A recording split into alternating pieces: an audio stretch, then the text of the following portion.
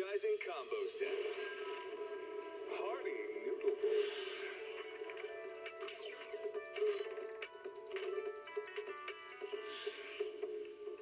Waterfall soup. Can't beat a hollow morning.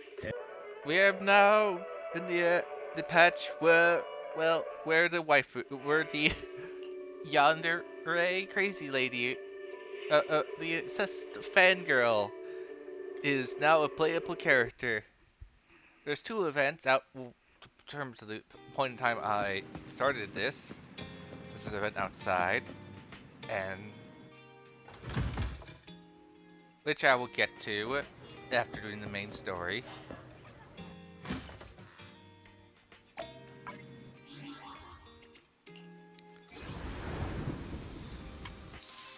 There's this.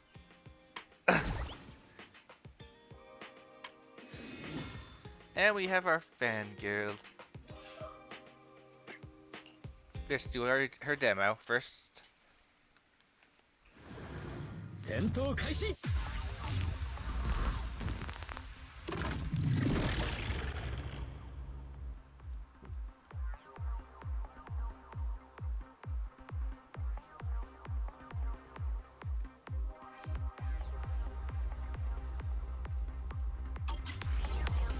Oh.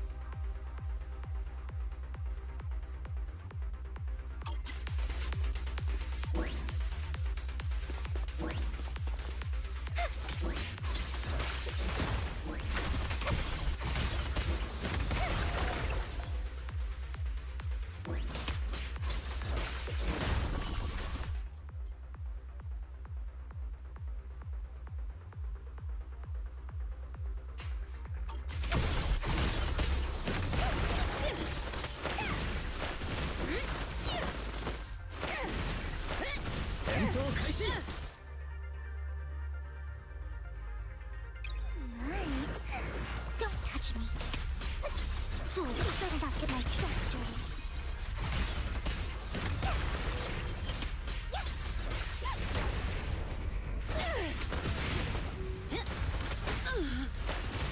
Have a couple more. Oh, this little one is so cute. I'll just explode. Leave everything to me. Who dares get between me and Lord Satan?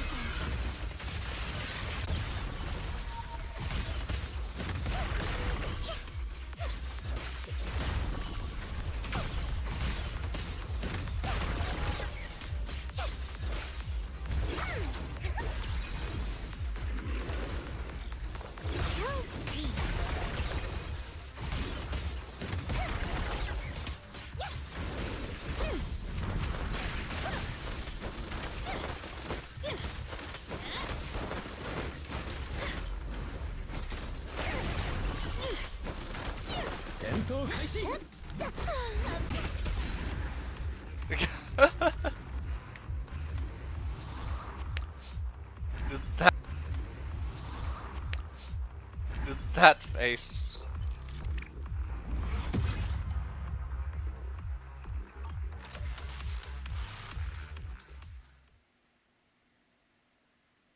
Okay, that's her demo. I decided I will go to attempt to get here. Well, one thing I want her in terms of taking care, helping out in the shop.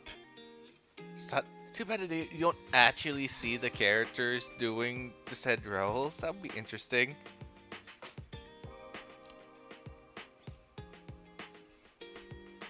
But also, I need a E for user. Oh, most of my characters are, well, not.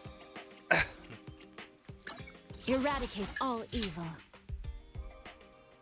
I'm a- Touch my tail. Ice, ice. I'm a- Wanna Need Ready in my I'm My only Waiting. Eber Nothing to person fear. is The common her. heroes are here. She's my only Eber option. ready in I'm here. awaiting. Need some. The care, I believe she's an element I have the least next Nothing to fear. type one, so I Touch my believe is tail. I shall- lightning. Standing by. I have what, What's up? 4 lightning? Is it Okay, time 5 to clock lightning. out? Because I forgot he exists. Let's If you see, need fire. 2 guns, so double the accuracy. That's 4. Broken up. Let's go, Kage. 5. Number 6. 5 Eradicate all fire. evil. Standing. Is it work time? Is food I'll wanna and need something? Ready in my loyalty lie. Need something? Okay, I have 4 of these physical guys. Nothing. Need ready in Wanna see? I'm here. awaiting. nothing. And then 4 Need something. Nothing. ice. Touch She's debatable. I follow. She counted also as a fire character since she has, well, she may have the symbol of ice, but slightly modified simply because she's not a true ice person. Gets weird of her.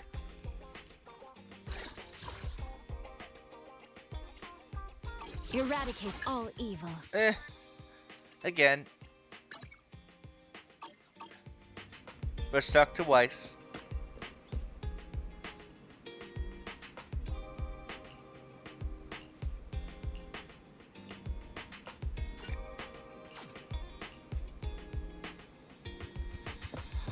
Let's go meet our psycho fangirl.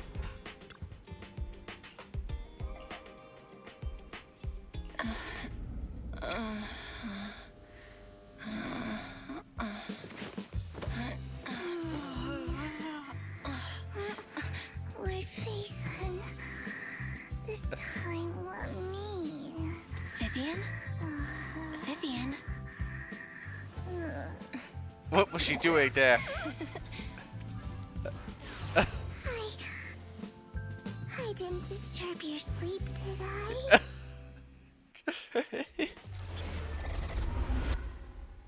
Oh no, what did she do to Belle when she was asleep? You saw where... When I got here, the other Lord Phaethon said you were resting on the couch and just let me in. I meant to keep you company while you slept, but then I dozed off myself. Ugh. I was going to sit here looking super cute, hands cupping my face. You know, like the #1 sleepy face I want to wake up to pose. I can't believe I ended up falling asleep myself. Why were you, in at my hip level?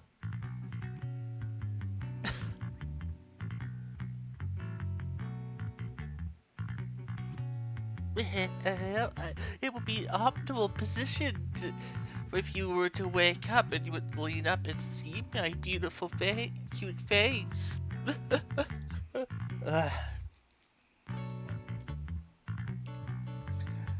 I'd still have to do the joke of what was she? What did she do to Belle? What she? We're gonna find out. Sorry, we're gonna. Weiss had Fairy record this all.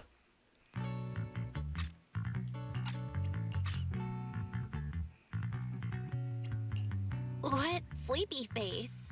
What pose? That was a lot of words in one breath. Are you sure you got enough sleep, Vivian? No, Lord Phaethon. I was just worried that I had disturbed your rest.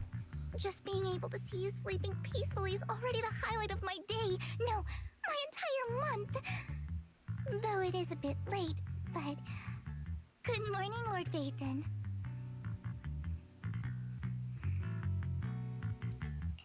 You're here super early today, Vivian. Is there something urgent? Mockingbird's death has stirred up quite the storm. I took some time to gather intel. It seems someone deliberately leaked the story that Hugo is an illegitimate child of the Ravenlock family, but I haven't found the source yet. Could it be Hugo's uncle, Hartman? Maybe he's trying to turn people against Hugo and Mockingbird by playing the illegitimate child card. I suspected that too. He could be using Hugo's background to make people believe Mockingbird is just another Top's pawn. To the upper class, Mockingbird may be insignificant, but it has a loyal following among regular folks. But after some digging, I was surprised to find that the public isn't turning on Hugo. They're actually starting to see him in a better light. Some people feel bad for him. Some relate to his struggles. And Hartman's the one getting all the heat. Public outcry against Hartman is growing, with many believing he murdered Hugo for his own selfish gain. Topps is hosting an industry summit this week, a responsibility usually handled by the Ravenlocks. But my sources tell me another family has taken over this year at the last minute. If I'm not mistaken, Topps is intentionally keeping its distance from the Ravenlock family due to the current public sentiment.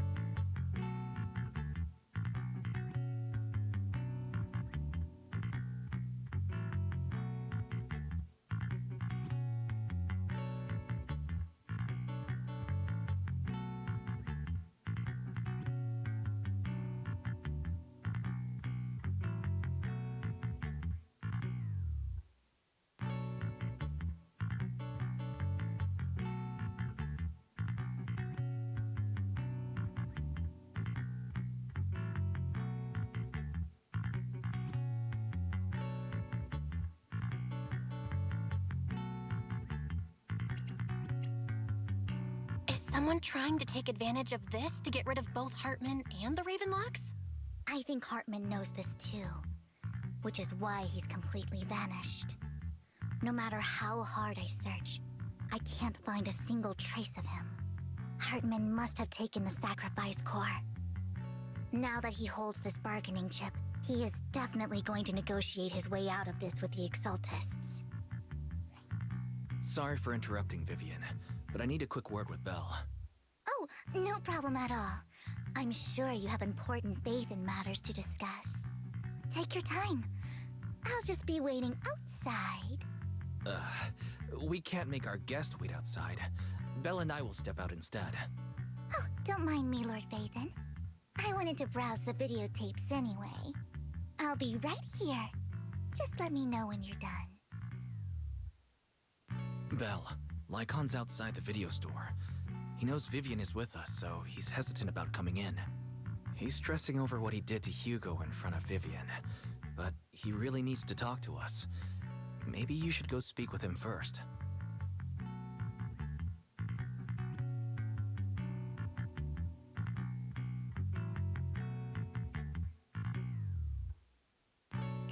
I'll go talk to Lycon.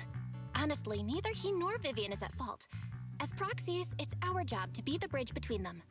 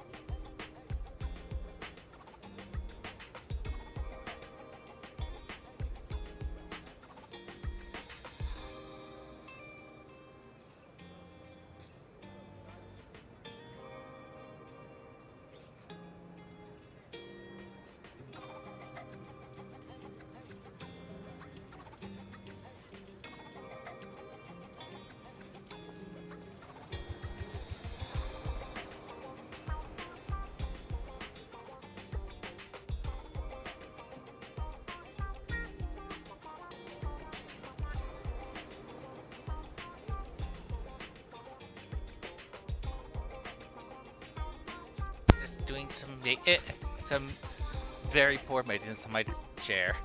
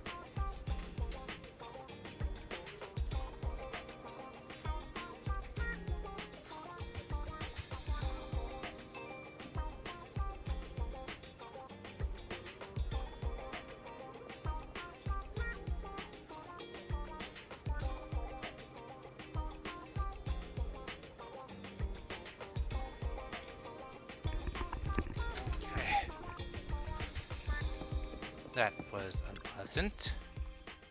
Good morning, Master Proxy. Good morning, Lycon. Wise mentioned you wanted to talk to us and Vivian about something? Yes, it's an urgent request from the mayor, one that directly affects New Eridu's safety. However, a former member of Mockingbird, I'm concerned about Miss Vivian. Hugo made Mockingbird, but I'm certain he didn't intend to put Miss Vivian or know Miss Vivian very well, and I was the one who took her companion's life. I might not be the right person, but I hope she doesn't regret the choices she made or lose faith in the path she chose.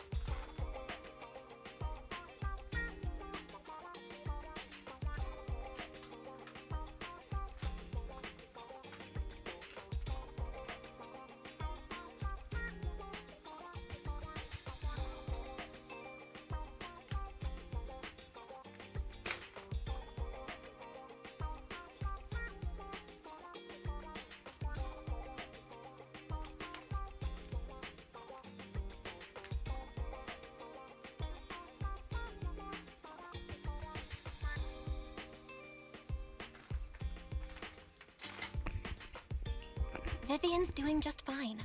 She's actually been gathering intel and has a clear understanding of where things are headed. She might be tougher than you think. If you're really concerned, why not just talk to her directly?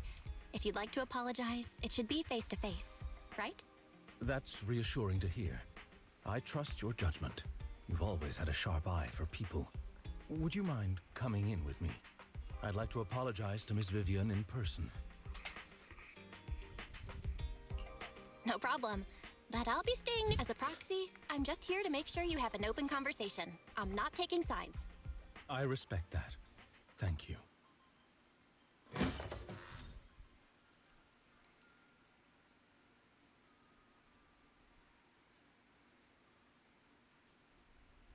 Miss Vivian, I'm very sorry about Hugo. You don't have to explain anything. I'm also part of Mockingbird. Mockingbird stands on more than just gain, so it won't fall when fortunes shift. Hugo had his fixations and ambitions. I also have things I must see through. I'm determined to get to the bottom of the Exaltists and the sacrifices. Miss Vivian, as a former member of Mockingbird, you have my deepest respect. You have my word, whatever comes next. I would never harm you or Master Proxy. As for Hugo, please, accept my condolences. Condolences? That's not necessary. Mockingbird has plenty of tricks up its sleeves. This isn't the kind of act that ends so easily. Wouldn't you agree?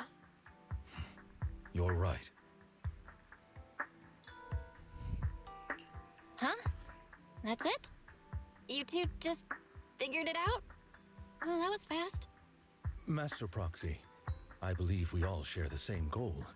Uncover the truth of the Exaltists and the sacrifices.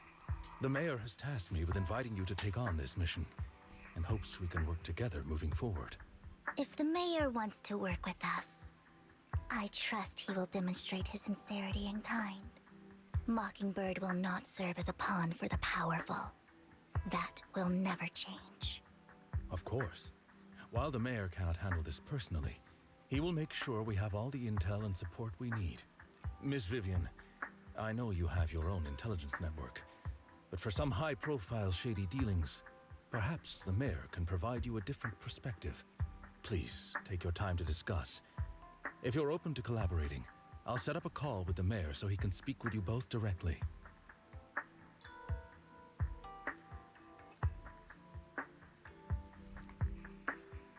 I need to discuss this with Wise and Vivian. With so many people involved in this, we need to be very careful. Of course. I completely understand. When you've made up your minds, you can find me at the Ballet Twins.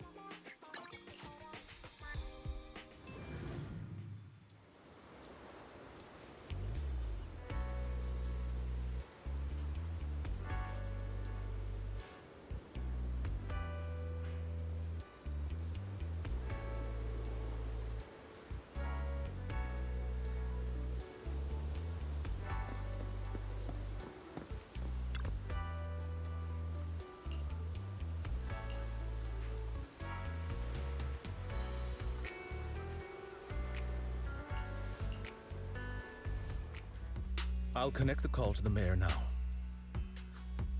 My dear friends, I'm glad you're willing to keep working with me. I'm truly sorry about what happened to Mr. Hugo Vlad. I didn't anticipate things would turn out this way.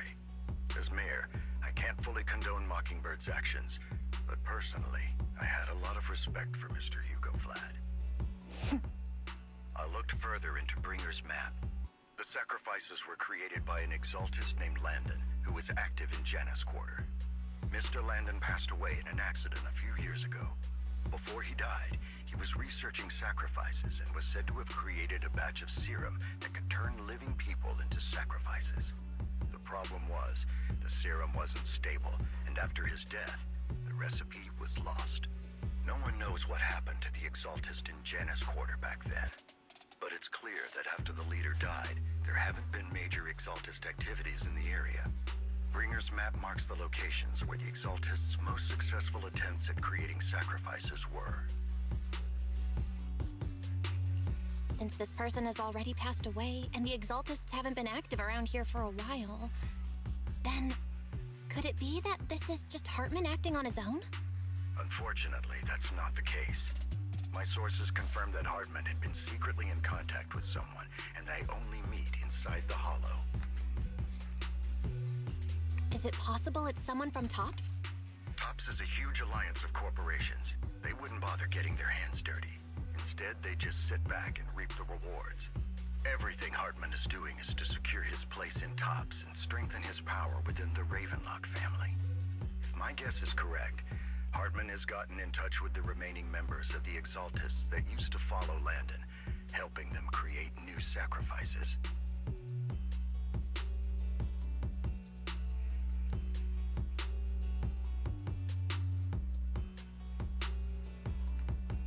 But what's in it for TOPS? There's no way the Exaltists would just hand over their secrets about sacrifices to Hartman, right?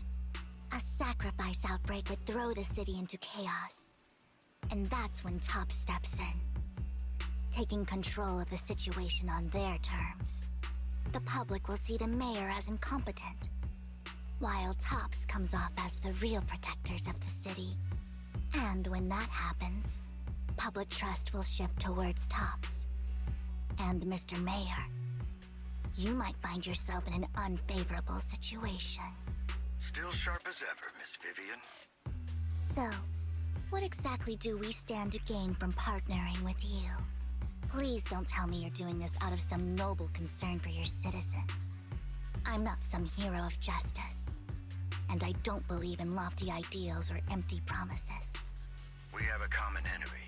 While our ideologies may differ, we can work together on this. And as proof of good faith, I may not know exactly where Hartman is, but I can fan the flames over Mockingbird's death and escalate conflicts within the Ravenlock family. So it was you behind the rumors. No wonder I couldn't trace the source of the public outcry. I'm not the one who started the rumors. I just helped them spread faster after they leaked. And I pulled a few strings to make sure the story painted Mr. Hugo Vlad as a heroic figure who was unfairly persecuted. As I said before, I had a lot of respect for him, and I'd be happy to clear his name. Now let me lay out my terms for collaboration. After looking into it, I found that the dormant sacrifice you discovered wasn't the only one. There are more places where sacrifices might be lying dormant. Too many eyes are on me right now, so I can't send my own men to deal with it. I'd like to ask you to retrieve the sacrifices from those locations. I'll make sure to dispose of them once you do, so no one will be able to use them again. On top of that, I've asked a friend to help monitor your physical condition, and maybe even uncover more of your potential. Her research overlaps with your teacher's work. You don't need to worry about her capabilities. She's a Void Hunter rank special investigator. Really? A Void Hunter rank special investigator is going to be assisting us? And she's involved in our teacher's research? That's right. She's heading to Janus Quarter for some business. I wanted to set up a formal meeting, but she declined. She prefers to assess things on her own, and will reach out when the time is right. She'll let you know the details then. So it looks like you both are on board with this commission and ready to help recover the sacrifices? Okay.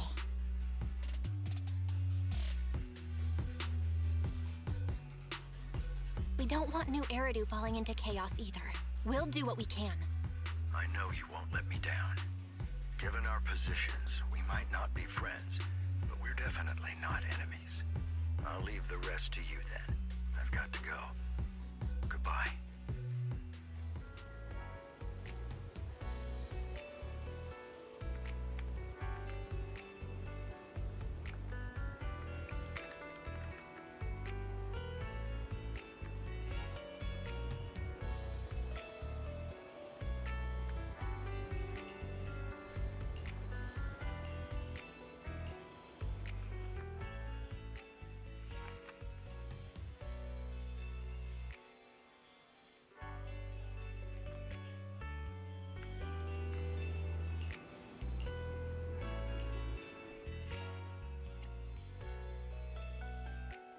And here's the fancy Bamboo who can talk in that one event. Because he's just more sophisticated and learned English.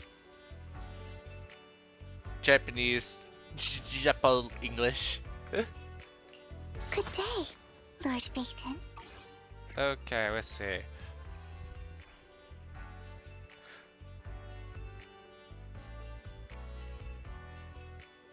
So characters who are Anomaly or Ether, she was fine pairing with. I would never turn down Lord Phaethon. Okay. Number 0, standing by. Touch me. I'll protect you. It's our Want a glass of night? Which? Let's time for some. How can I? want his. Numbers, this is the So path bad I I can't follow. do this. Good day. Eradicate all evil. Strike. This is the path I follow.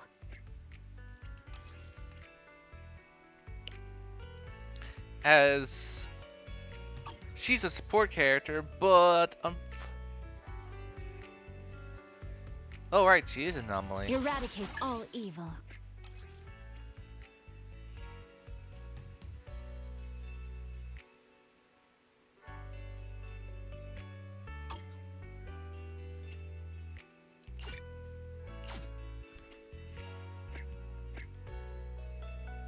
So with this one, at least they're somewhat working together.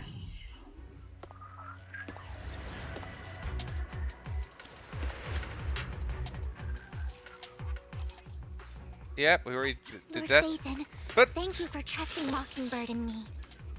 okay, let's go look over her model.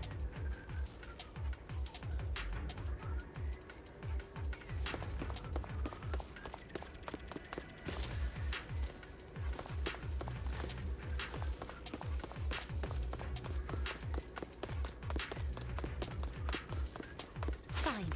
My turn. Don't touch me, fool. Fool. Don't touch me.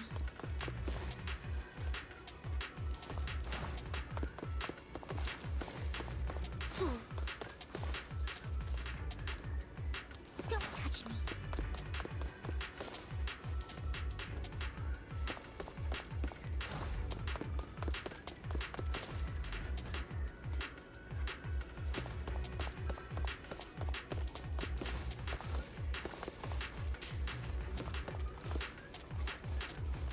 Fool.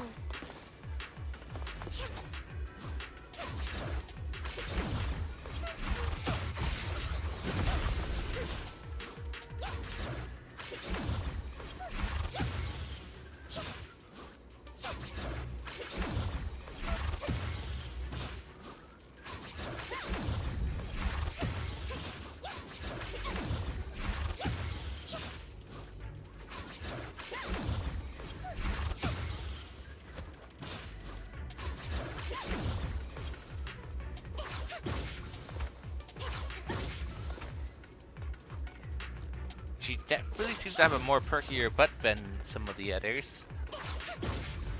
But that could be just because of her underwear choices.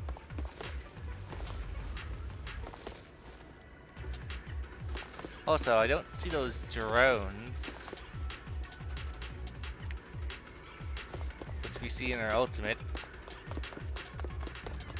Unless somehow they are paper thin when inactive and then become quite thick when they and round when they are activated.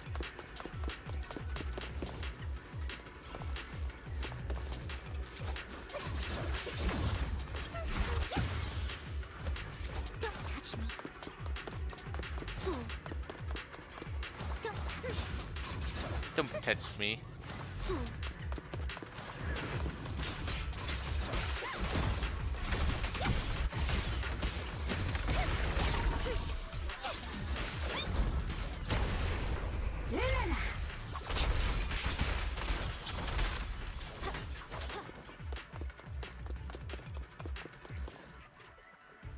Has someone already taken the dormant sacrifice from here? Or did the Exaltus decide to relocate it? No. If these dormant sacrifices aren't handled carefully, they could awaken and turn against anyone nearby. She wouldn't risk moving them unless it was absolutely necessary. Did she realize the mayor was looking into this?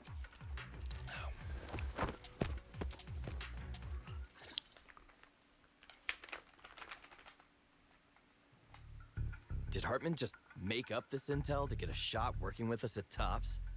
I've been walking around forever and haven't found a thing. The Ravenlocks have always been a shady bunch. No surprise they've gone downhill over the years. I heard they were pretty loaded back in the day. What kind of business did they run? No clue. On the surface, their businesses seemed legit, but who knows what was happening behind the curtain.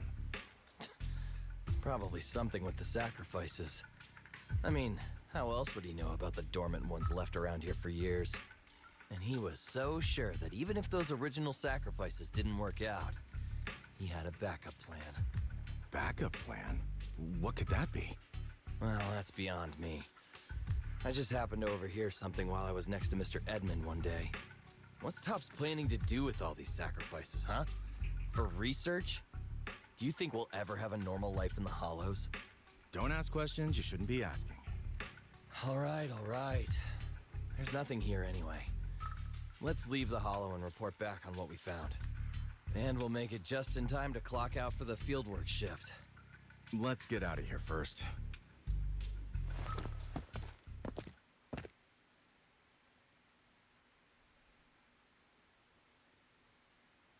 Hartman, that fool. He'll do anything to get into Tops, even if it means playing with fire. She's an Exaltist. Human lives have never mattered to her. The more people get dragged in, the greater the danger.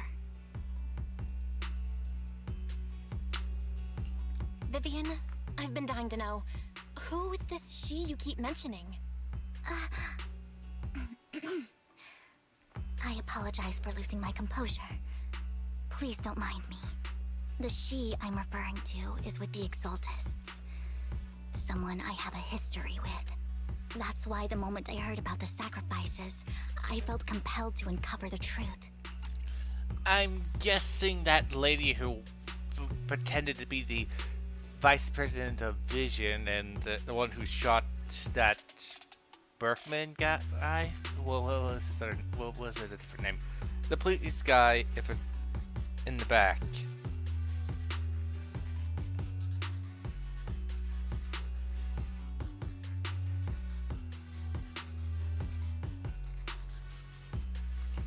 I never meant to hide anything from you. It's just that, for me, the Exaltists bring back painful memories. And I'm not ready to face them yet. So, Lord Vathan, please give me a little more time. Once I've gathered my thoughts, I promise I'll tell you everything. Sure, I won't pry anymore. Everyone's got a past, and you don't have to dig up old wounds if you don't want to. I can see the Vivian I know now is super brave and kind. I believe you've really put in the work. Lord Vathan, if we weren't in such a hurry, I'd spend 3 whole hours singing your praises. I'll make note of this and make sure to get it done before bedtime. First things first, let's track down those dormant sacrifices.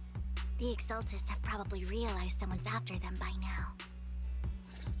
I wish we knew what Hartman's backup plan is. Do you? I just can't shake the feeling that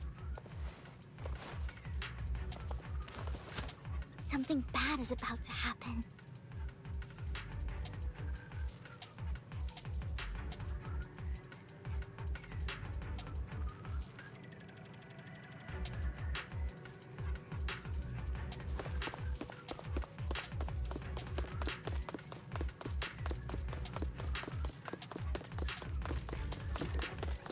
Stay away from me.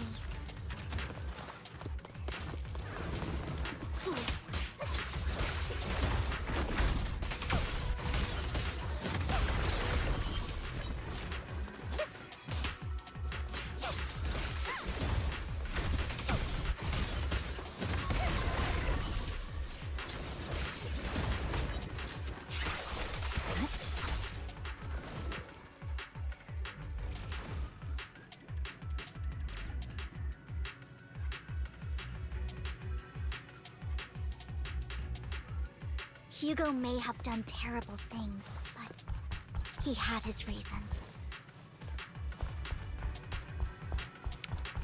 Mockingbird might be seen as the bad guys by a lot of people, but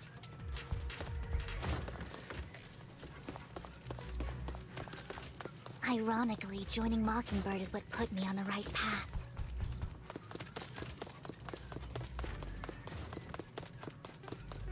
For the first time, I'm needed for more than just my curse.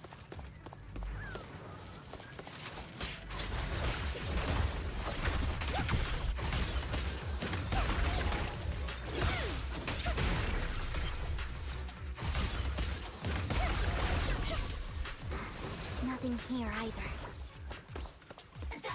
Are we too late?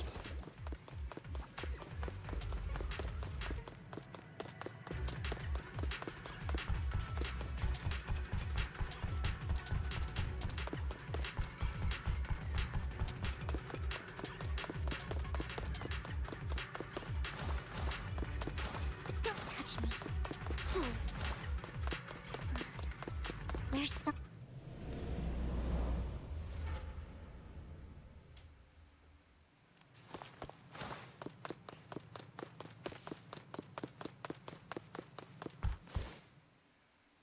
I knew it was you, Vivian. Camille!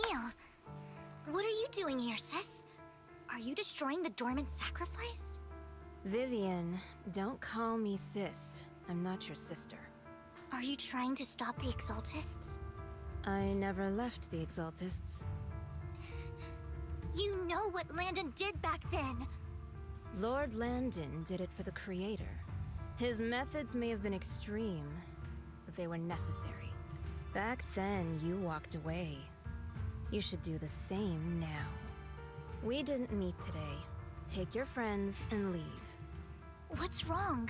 Are you being forced into this? I can help you. Help me? Like how you helped her? Vivian, you're crying. You see me, don't you? No, You haven't changed a bit, Vivian. No need to hide your tears. I know exactly what's ahead for me. You've made your choice, and I've made mine. One last piece of advice. Stay out of this. She loathes you. I won't tell her we met today. I saw it too. And one of them is someone I want.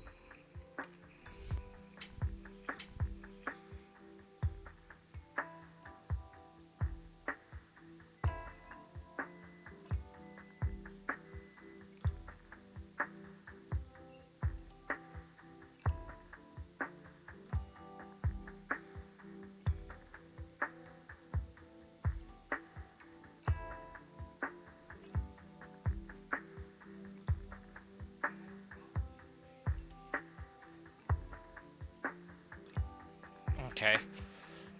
I just had to disconnect for a bit, so I was. I know all too well how many lives have been lost bringing them into existence. Ever since I learned a sacrifice had appeared in Janna's quarter, I haven't been able to stop worrying. I won't let history repeat itself. That's why I asked Hugo to investigate, starting with the sacrifice core.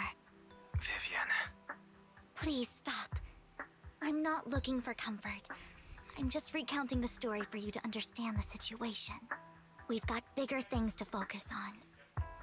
But when I do need comforting, I'll come straight to you. I hope you'll make time for me, Lord Vathan. Just so you know, I'm not the easiest to console.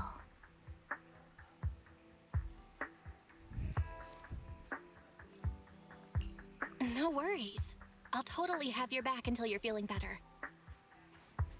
Okay, back to the matter at hand. That conversation between those two TOPS employees back in the Hollow is still bothering me. They said Hartman had a backup plan, and that got me thinking about some news that was quietly swept under the rug. Lately, there have been mining accidents in Ravenlock-controlled areas. Many workers have died. The families were paid off with huge settlements, way more than usual. No protests, no controversy, and the issue was buried. But considering the Ravenlock's financial position, why would they be so generous with payouts?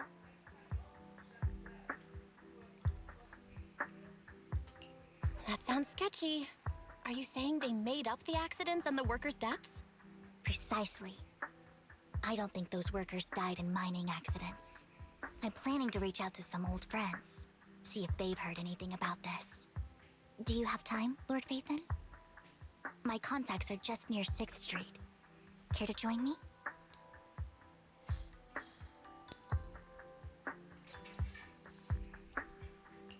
I'm in. Let's go together.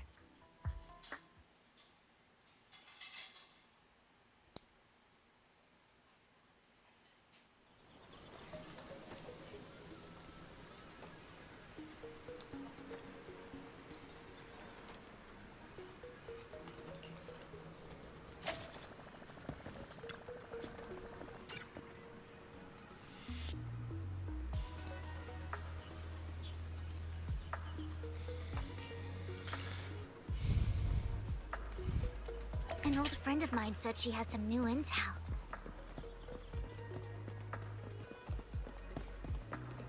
She's like a mentor to me. Hello, Rain. I learned a lot about data scraping on Internet thanks to her.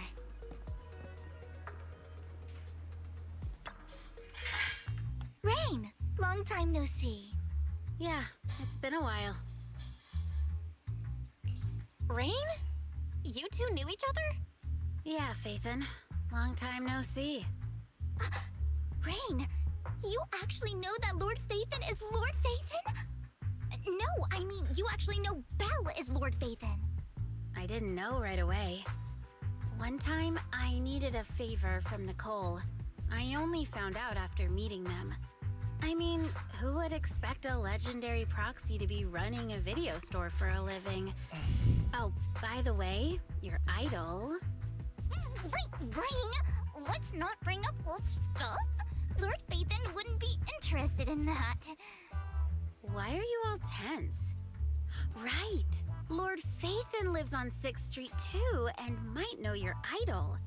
Remember when you traced that post on Internet to 6th Street and actually went to check it out? And you came back all bummed, spouting nonsense. Like there was only a black cat at the location, and maybe your idol is actually a talking cat. Or something like that. I know that black cat. I'm always sneaking at snacks. Lord Vathan, please, let's drop this topic. Come on, Vivian. It's been years, and you still won't say who your idol is. If you'd just let me, I'd have tracked them down ages ago. I get it. You want to find the person who's important to you on your own. But you've tried so hard already. It's okay to lean on me a little, you know. I'm sure your idol won't hold it against you. I shouldn't have come to see you. Huh? What's wrong? Hey, Rain. Vivian said you might have some new intel. So let's get to the important stuff first. All right, let's get down to business. Here's something I'm pretty sure about. The Ravenlock family's claim that those missing workers died in an accident? Don't buy it. The last signal from those workers was near the Hollow. Then communication went dark. I think they were taken into the Hollow. And yesterday, I picked up that the Ravenlock family secretly hired some people to search the Hollow's perimeter. I caught a weird distress signal from someone and managed to track down the source. When I tried to reach out, the signal cut out completely. The last trace of the signal was near Lumina Square. Finding someone in real life isn't really my thing, so that's where you come in.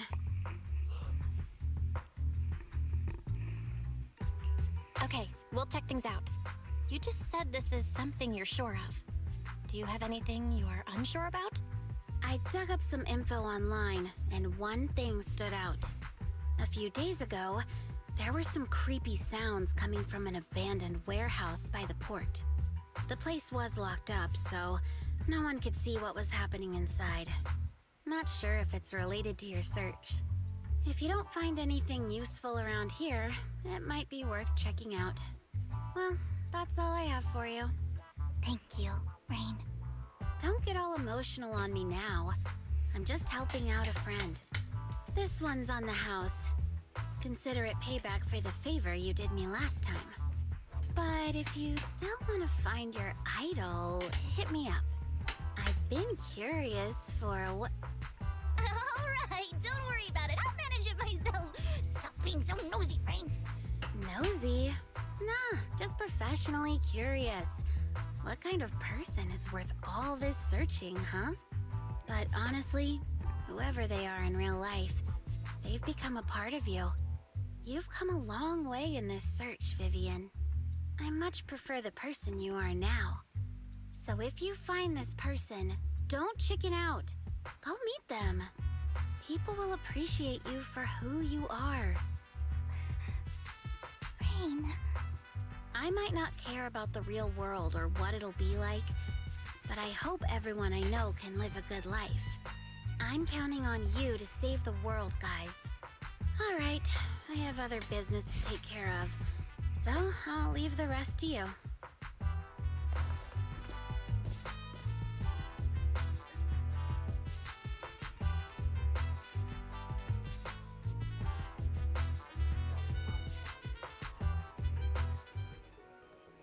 Lord Phaethon, please pay no mind to what Rain said.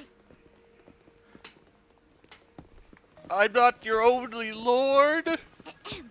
That big guy's up ahead. Let's hurry.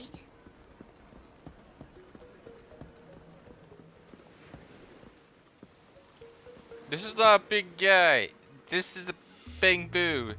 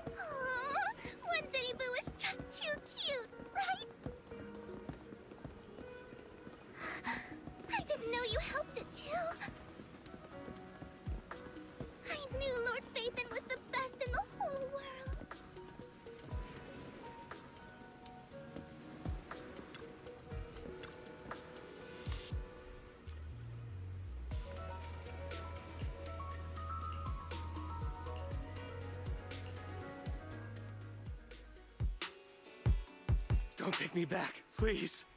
I was wrong. I know I messed up. I don't want your money anymore. Please, no. Calm down. Who are you? I won't say anything. Just let me go. I don't know anything. I swear, I know nothing. We are not PubSec, the HIA, or the Ravenlock family. We won't force you into anything. There's no need to be afraid. What do you want from me then? We simply want to know where the Ravenlock family took you and what they made you do. I can't say. I can't tell you. I have a family. They'll hurt them. You never saw me. Please, just stop asking. Don't you wish to see your family? I don't deserve to see them. It's my fault. I was greedy. I did this to myself. But your family must miss you dearly. I'm sure they won't blame you. No, it's my fault. It's all on me. I don't want to drag them into this. If the whole ship is sinking, no one on board can escape. I'm just a nobody. And right now, there's nothing I can do to change anything. If you care about your family and friends, now is your chance to stop the disaster before it's too late. Even a butterfly flapping its wings can send a tsunami surging across the ocean. No one knows how this will turn out. But if you do nothing now, the only thing waiting for you at the end will be regret. We're not here to turn you in, and we won't force you to confront them. You'll be safe with us. I'll help you return to your family. But you must tell us precisely what happened. Hartman offered a huge amount of money, looking for workers to go into the hollow to guard something. The money was way too good. We all kind of figured something wasn't right. I thought it was just smuggling or guarding some kind of illegal ether resources, so I signed up. After we sent in our applications, Hartman's men took us into the hollow. The first place we went, there was a strange box. When we got there, they handed us some pills, saying they'd improve our aptitude for ether, for us to last longer in the hollow. But after I took them, everything went fuzzy. Something was definitely off about those pills. When I woke up, I saw my coworkers dead in front of me. And there was blood all over my hands. They said something about me being a good experiment, moved me somewhere else, and locked me up. They wanted to inject me with something. I got scared and didn't know what was gonna happen. But then a blonde guy found me, gave me a carrot, and let me go. So I escaped. I didn't want to kill anyone.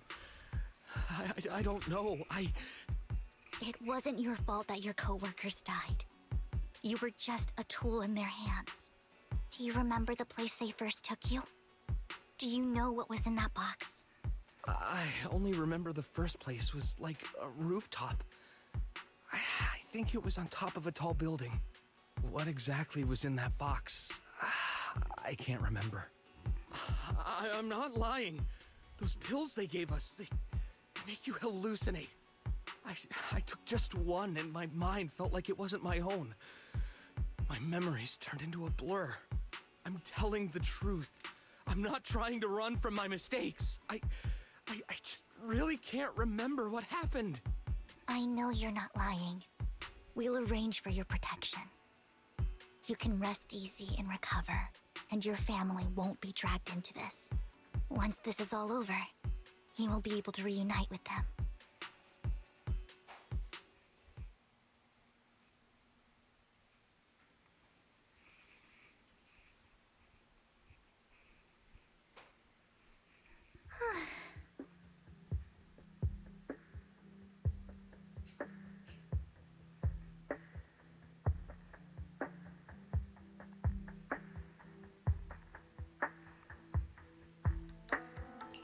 I've been meaning to say this for a while, Vivian. You're just so calm and decisive when things get tough. Totally different from the impression you gave me at first. Actually, I wasn't always like this. I used to run away when things got tough. There was even a point where I just wanted to disappear. As if my very existence was the source of suffering. I wondered. Perhaps leaving it all behind could put an end to the pain.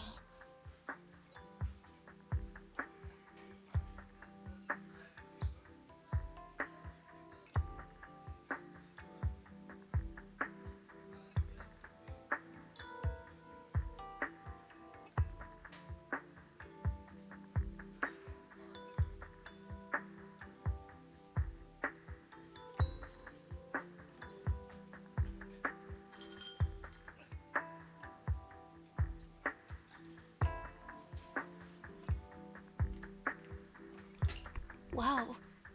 It's hard to imagine you like that. I mean, you had this super intimidating vibe when we first met. Well, I was on a mission at the auction when we first met. And just as Rain said, I've come a long way from who I used to be. Speaking of Rain, it's still wild to me. I never thought you and I would have mutual friends. And you even know one Denny Boo. Can you believe we might have passed each other so many times without even realizing it? Enough about me. Tell me more about you, Lord Phaethon. Where have you been? And what have you experienced? Looking back, I feel like I've been through a lot lately. My brother and I even lost our Phaethon account. Oh, everything started when the Cunning Hares took something from the Red Fang gang.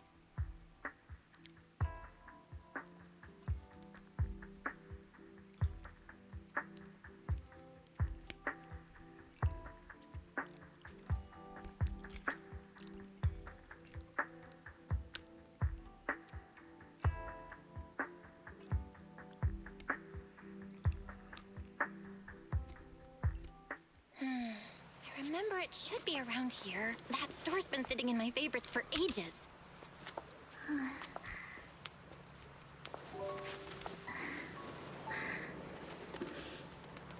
Lord Phaethon! Huh? What's up? I've seen that black cat on 6th Street. That harmonica in the outer ring you mentioned. I've heard it before, too. I've even been to the monument outside Hollow's Hero. But none of that was a coincidence. It was me.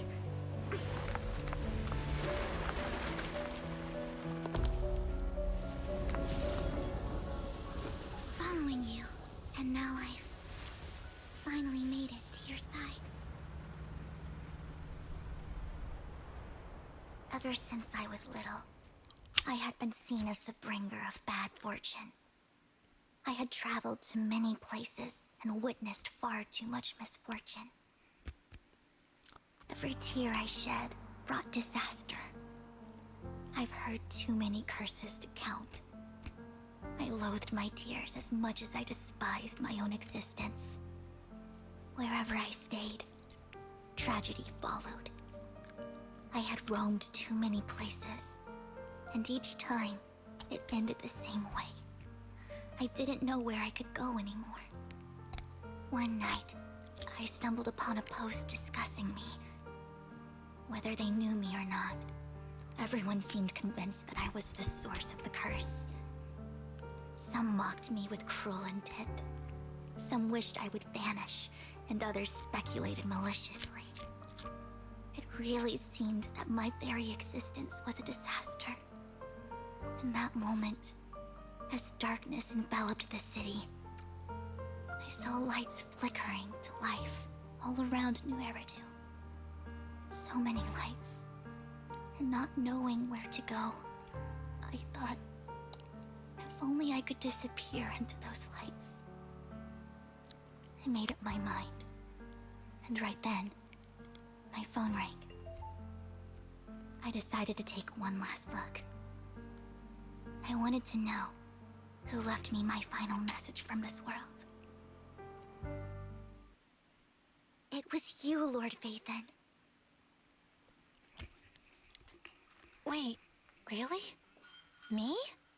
Yes. And I checked with the other Lord Phaethon.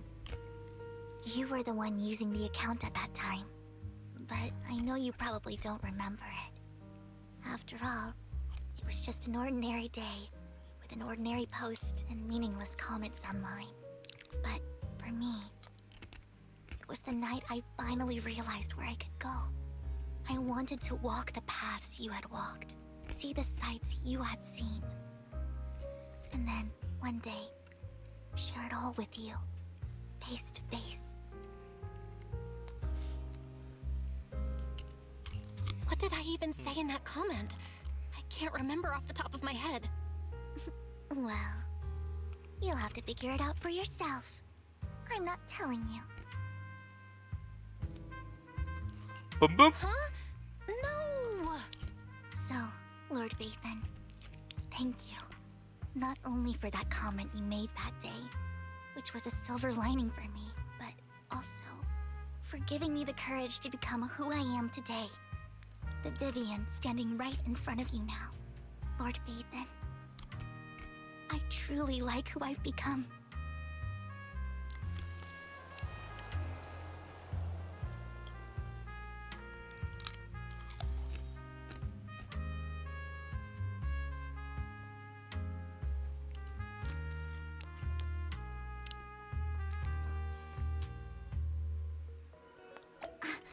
Lycon just sent a message. There's an update. Let's head back to the video store and go over the details together. Now kiss.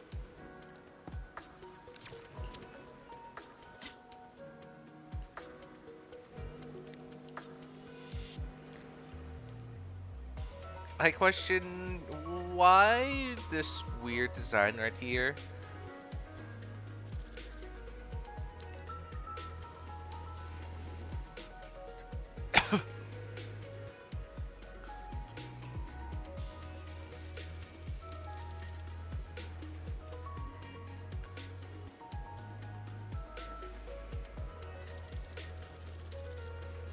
It looks like it ends about here. Around the collar.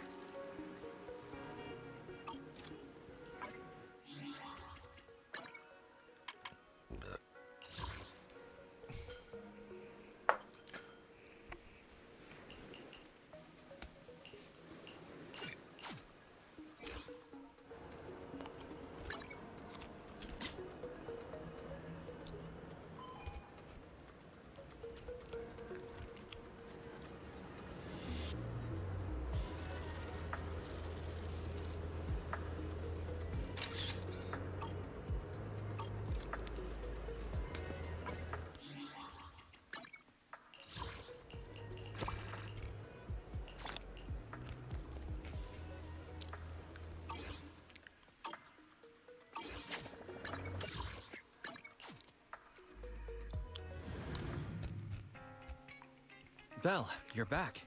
Lycon told me he wanted to meet up with us online to discuss things when he returned. I'll call him now. Master Proxy, Miss Vivian. The gentleman Rena brought back has stabilized and calmed down now. Based on his account, we've identified where Hartman is hiding the core. He also mentioned that Hartman plans to trade the core with a group of people. We suspect that this group consists of members from the Exaltists. I knew it. Now that we have the location, it would be splendid if we could seize the sacrifice core before they do. Precisely. We hope you can head to the location as soon as possible to secure the sacrifice core. We've got this. I have other matters to attend to, so I'll leave the retrieval of the sacrifice core in your capable hands. The mayor's friend that he mentioned before will also be assisting you this time. The target coordinates have been shared with her, and she'll meet you there. Please ensure your safety, and I wish you all the best.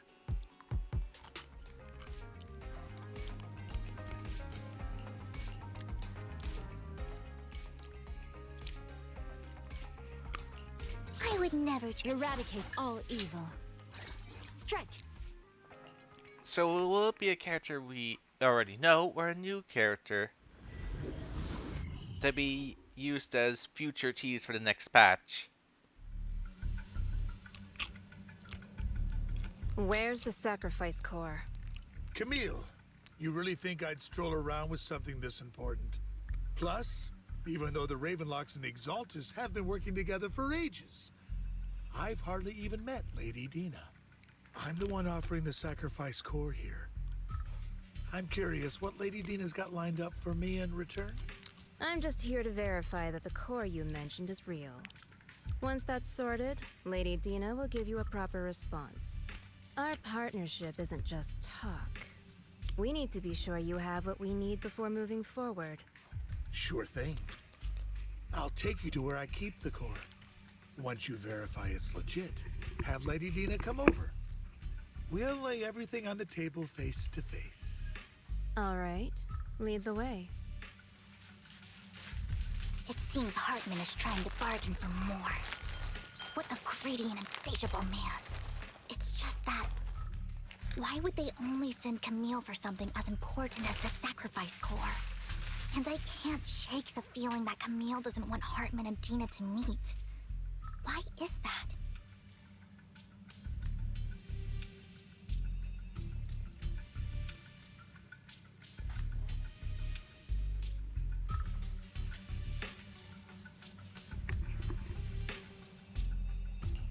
Who's this Dina he just mentioned?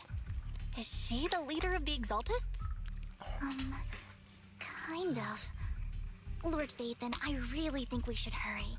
We must get to where Hartman keeps the core before anyone else does. I've got a shortcut planned, but there are gonna be ethereals along the way. I'll let you handle them, Vivian. Don't worry, Lord Vathan. You're in capable hands. I'll ensure your safety.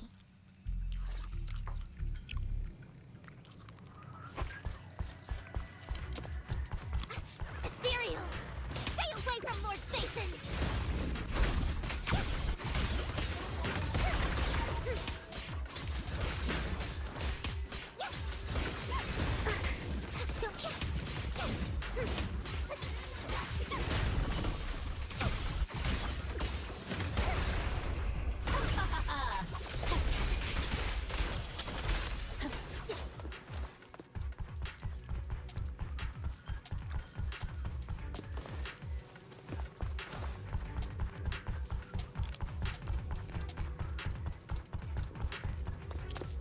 Looks like Hartman's trying to negotiate for more leverage.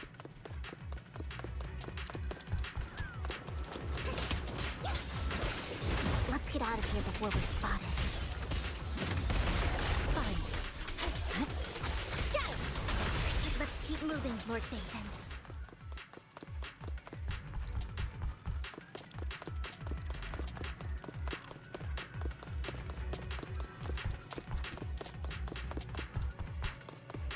Leave the enemies to me, Lord Vathan.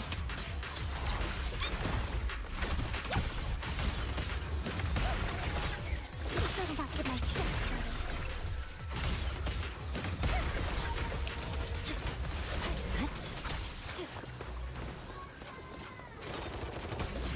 Okay.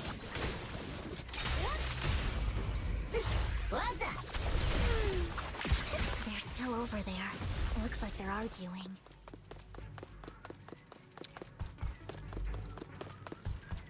This is our chance. Let's hurry.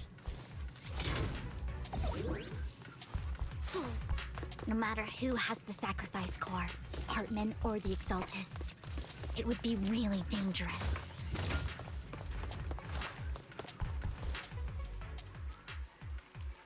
Hand over what's in the box.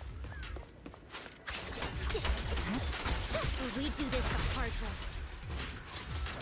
Let's hurry and secure the sacrifice core.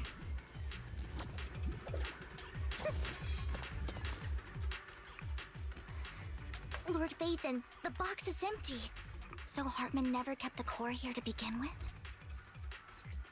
How did you even find your way here? Where's the core in the box? What did you do with it? You call this keeping the sacrifice core safe?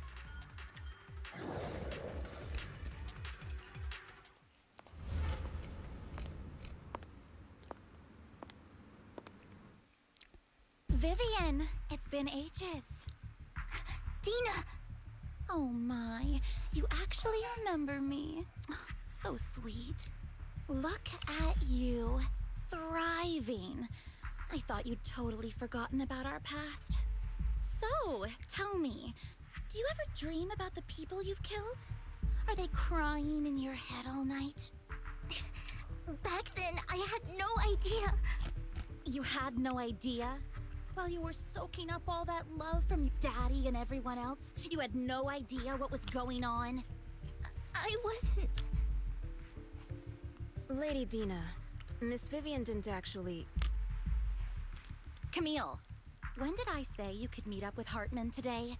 I just wanted to make sure the sacrifice core is legit. I was worried Hartman might try to pull a fast one on us. Really? So loyal. I thought you'd be more like the old days. Just a few words from Vivian, and you'd be plotting my demise. Just like what you did with Father. I won't, Lady Dina. Don't even think about betraying me, Camille.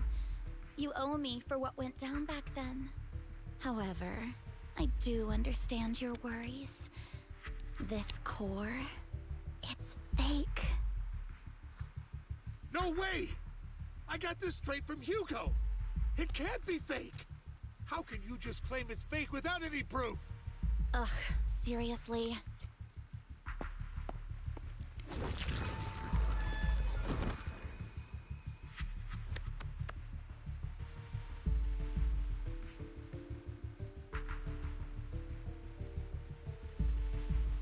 The sacrifice core can max out the ether particles within human bodies in no time at all.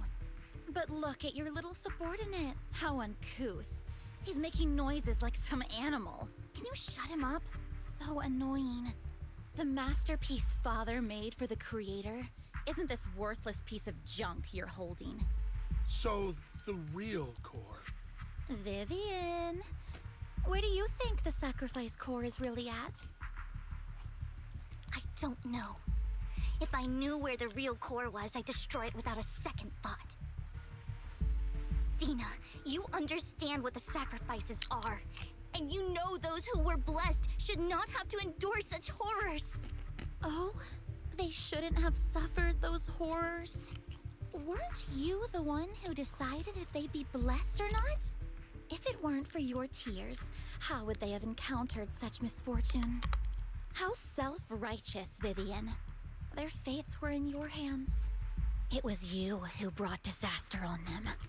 Landon just needed an excuse. He needed someone to blame. Whether I shed tears or not, he'd treat living beings as mere subjects for his sacrifice experiments. Dina, you know all of this. Landon even went so far as to sacrifice you. Shut up, shut up, shut up! Father did it for his great cause. Vivian, why do you always mess everything up for me? Everything! You did it before, and now again! You just had to ruin my plan. I was so close to fulfilling Father's last wish. If you don't give me the sacrifice core, be prepared to become food for the ethereals. I told you I don't have the sacrifice core. Otherwise, I would have destroyed it already. Lord Phaethon, find the right moment to retreat. She can be quite unpredictable when her temper flares. Oh, really? You don't have it? Then I suppose there isn't a reason to keep you alive.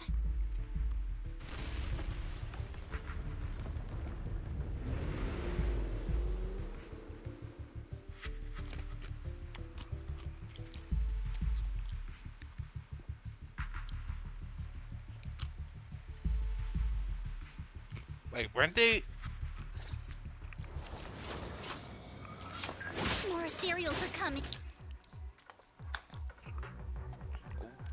A car? How can there be a car up here? We're on top of a tower.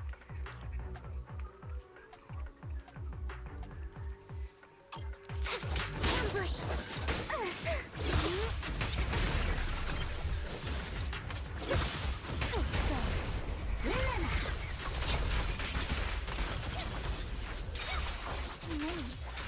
No chance to get out of this.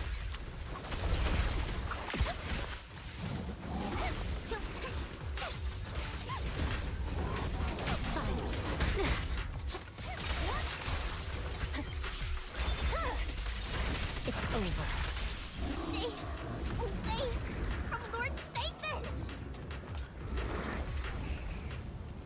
so many.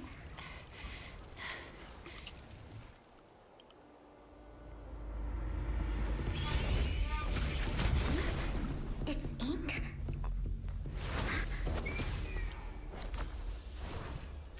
Shun Palace. Good fortune, closed gate, safety. What? An evil miasma gathers here. Another place of conflict. If you wish to avoid disaster, then head southeast. Those are some tight pants. Short shorts. Now. Well, Thank you. tights, jumpsuits.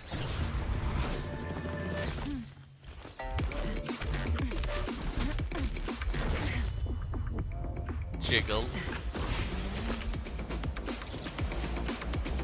What? What's going on? Like, what?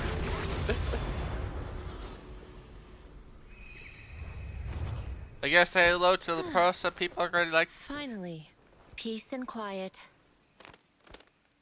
Oh, it's that bird! You must be Belle, right? Mayflower mentioned a special partner might need my help. Can I ask, who are you? I'm the 13th generation master of Yunque Summit. You can call me Yishuan. Mayflower passed along your info, and I was curious what kind of person you are, so I came to see.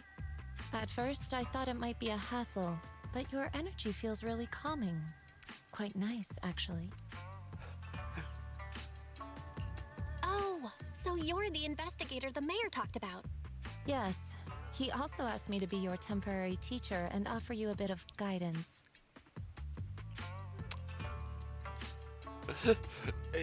Guidance? Isn't it the Chico department?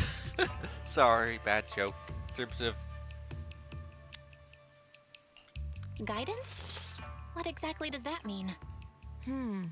Unfortunately, this isn't the right time or place to talk. I have some investigation work to catch up on, and it seems you've got quite a lot on your hands, so let's part ways for now. I'll find a good time to visit you soon. let's see, she has coins strapped to her arm for luck.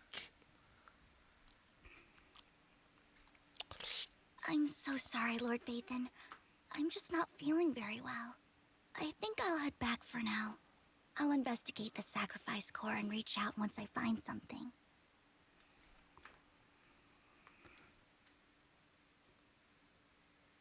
She'll probably release next patch, most likely.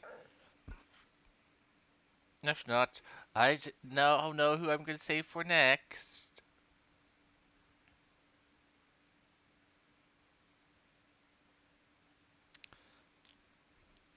But if she releases next patch, there's likely I won't be able to save enough to be able to afford her after going for, well, our little miss here, Vivian. Since I seem to have just as much luck if rolling characters here as I have in Gishin, and You definitely need some rest. Let's get out of the hollow.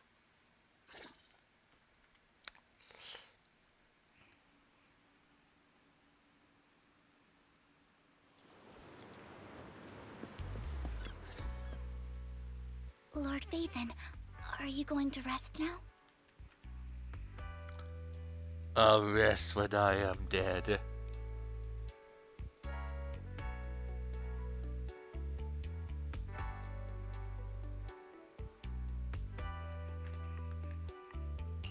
I'm not in a hurry to get back. You've been kind of off since we got out, and it's got me worried.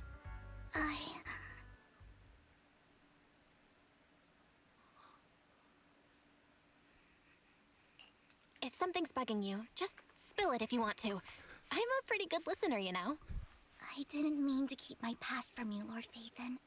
When I was little, people thought I brought misfortune, so no matter where I went, no one wanted me around for long. Then, one day, Landon adopted me and brought me to the Exaltists. There, I met Dina, who was so kind to me, treating me like a dear sister. She told me her father, Landon, was a great man, who'd one day make everyone stop fearing the Hollows, so all life could live freely inside and outside of them. Dina helped Landon pick people for the blessing, and everyone in the Exaltists respected her greatly. Those who received the blessing would have a better ether aptitude, allowing them to enter the Hollow freely without fear of sudden disaster. Back then, Dina would chat with me every day, always about the Exaltists and her father. But things between us shifted when Landon asked me to step in for Dina. Landon told me I didn't only bring misfortune, and that if I listened to him, I could actually help people. After that, he'd take me to meet people, and if I shed tears, he'd give them a blessing medicine. Those who got the blessing could dodge calamities. At first, I was ecstatic, thinking I could help others. I shared my joy with Dina, but that was when she started to pull away from me.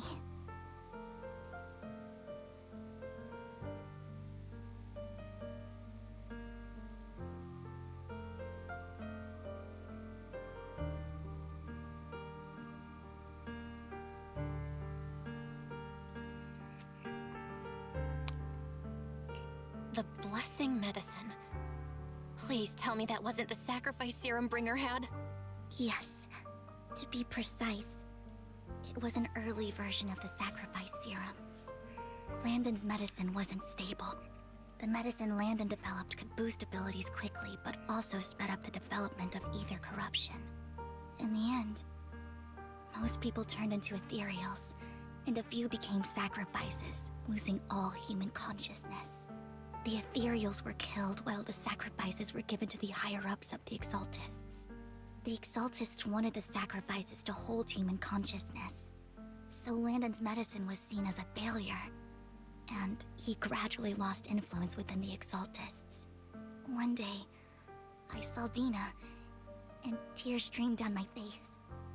In a bid to save his reputation, Landon decided to let his own daughter receive the blessing. I had always thought that getting the blessing was a good thing, until I saw terror in Dina's eyes that day. That evening, I broke Landon's rules for the first time, and followed him out of the Exaltist's residence. I trailed him to the Hollow, where I witnessed someone who had been blessed becoming corrupted. In the end, that person became an ethereal. Then, without hesitation, Landon killed him. Before Landon returned, I went back to the residence and snuck into his study. And there, I uncovered the truths I just told you. And just a few days later, it was time for Dina to be blessed. I wanted to save her and stop anyone else from getting deceived. So, that day, I told everyone present that Landon should be the one to receive the blessing, not Dina. At first, Landon argued, and no one believed me. But, in front of them all, I looked at him and let my tears fall.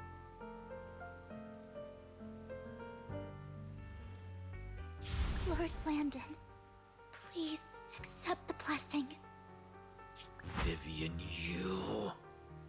Why won't you accept the blessing? Were you lying to us? Ungrateful fools! You have no use anymore! Run! Run! Dina! Dina, wake up! We have to go! Vivian? What's happening? Listen to me! Lord Landon's so-called blessing isn't...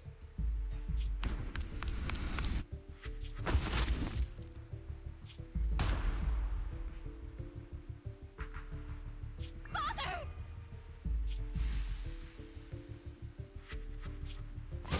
No, I was just... Mom, I want to go home.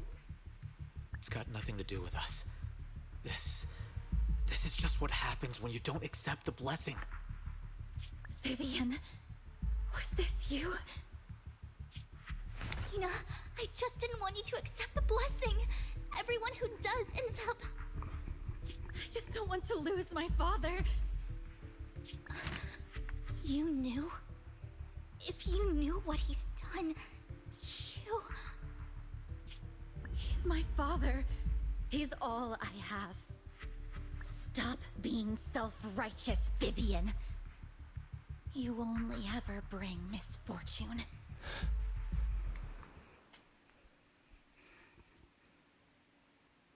I thought once Landon was gone, Dina would leave the Exaltists. I never expected her to continue his research, or that Camille would stay. Camille lost her entire family in a hollow disaster, so she's always supported the Exaltists. She's not a bad person. She's just someone searching for hope. She joined the Exaltists very early on, and even watched Dina grow up. That day, she was just so desperate to save Dina that she... All these years, she's been following Dina, taking care of everything out of guilt, I think. But I didn't just fail to save Dina. I trapped her. I see misfortune approaching, but I can never change its course or avoid the bad ending. Maybe I really am a bringer of misfortune.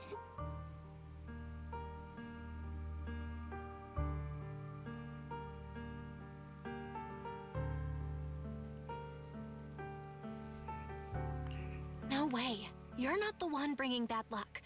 Whatever went down with the Exaltists, Landon used you. As for Dina and Camille, they know the truth, and they just made their choices. The Hollows and the disasters they caused took more than just their loved ones. But not all survivors cling to obsession and hatred like they do. Lord Phaethon.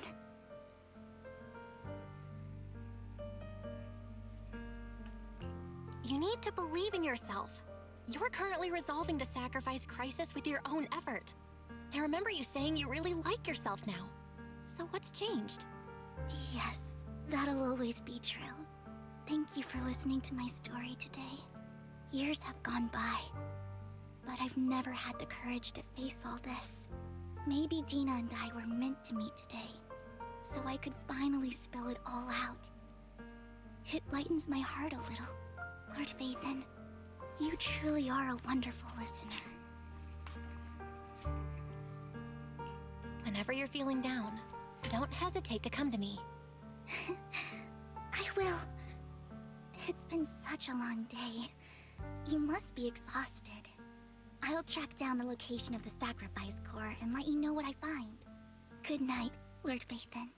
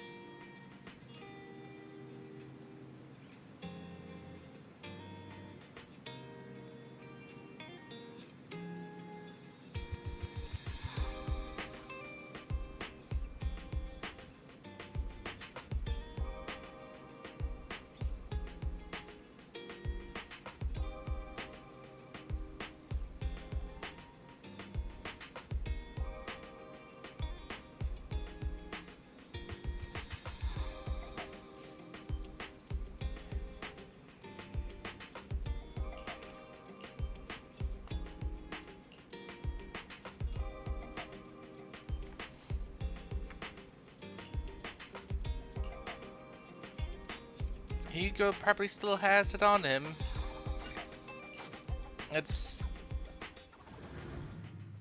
And he's probably still alive.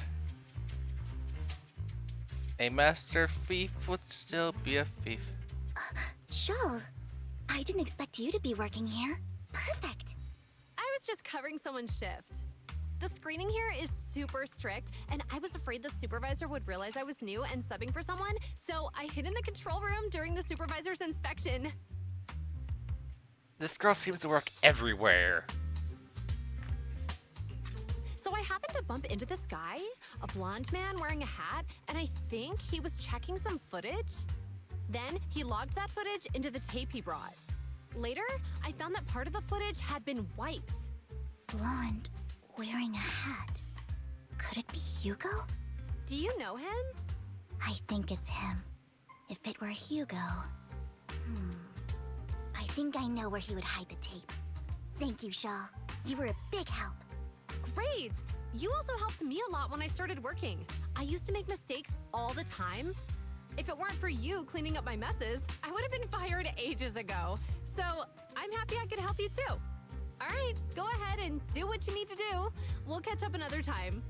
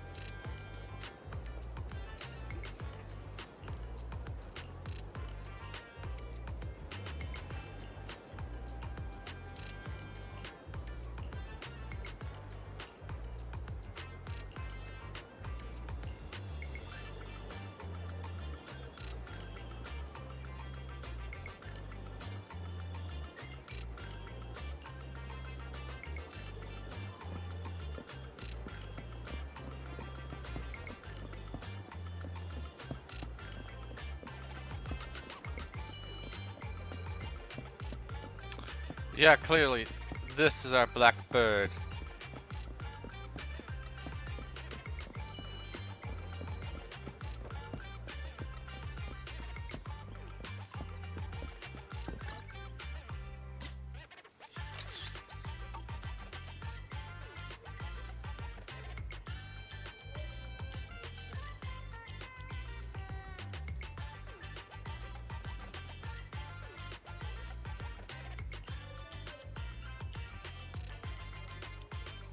Okay, be right back.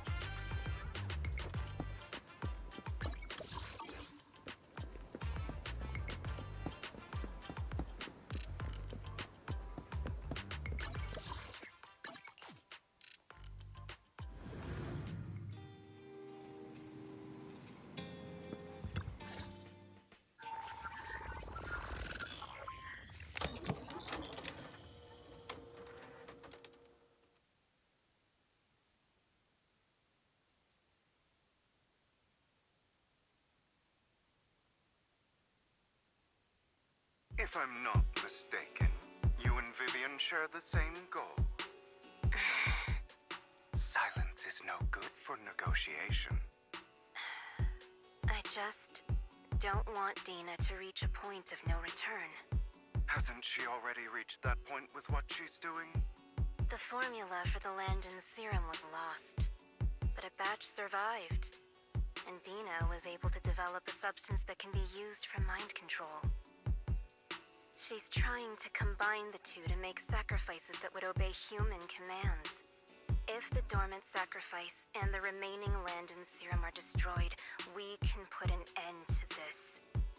Dina's concoction can't create sacrifices on its own. And the sacrifice core? That belongs to the creator, not her. Although I find Landon's methods despicable, I can't deny that the Exaltists and the creator are leading us in the right direction. I just don't want Dina to spend her life trapped by her father's mistakes. I mean, no offense, but I find your protectiveness rather weird. I will confirm the location of the dormant sacrifice and find the chance to relay the information to you. I do not want any of my people to be going into danger. As for the sacrifice core, I can only guarantee that it will not fall into her hands. As for how things will ultimately play out, The creator will guide me.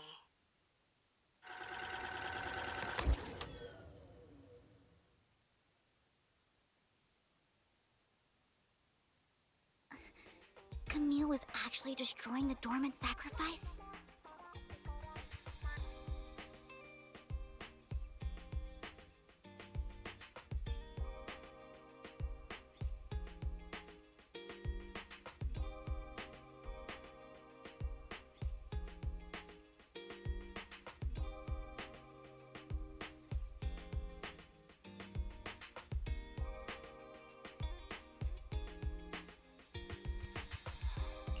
Now Camille's actions make sense. But why did Hugo never tell us? Hugo... Val, Lycon said there's something urgent he needs to discuss with us.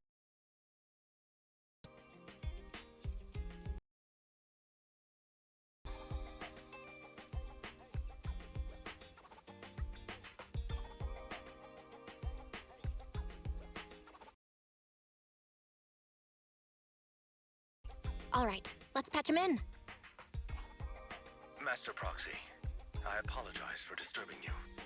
We have just learned that the Ravenlock family will host a banquet tonight.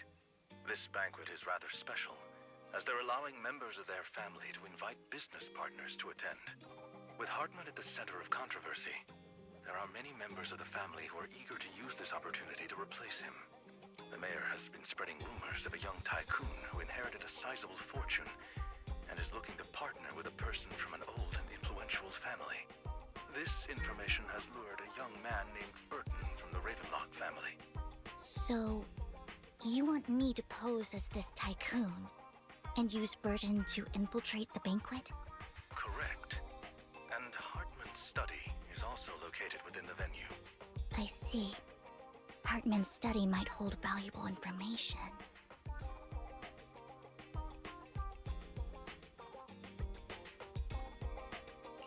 So, what should I do? You can attend as her +1. +1? Lord Phaethon, please go with me! Master Proxy, it seems Miss Vivian requires your presence, so... Yes, just your presence will help me immensely!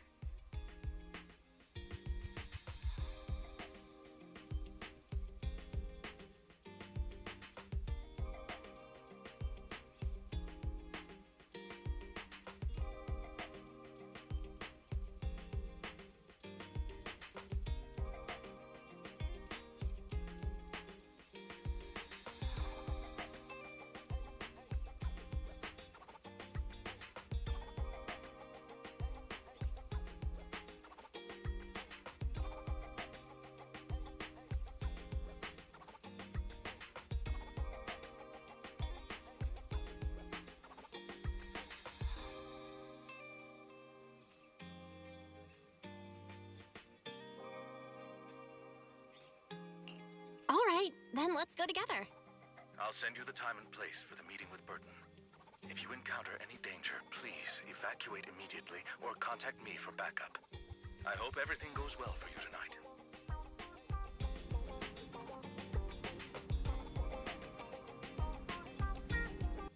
If you encounter any danger, please evacuate immediately or contact me for backup. I hope everything goes well for you tonight.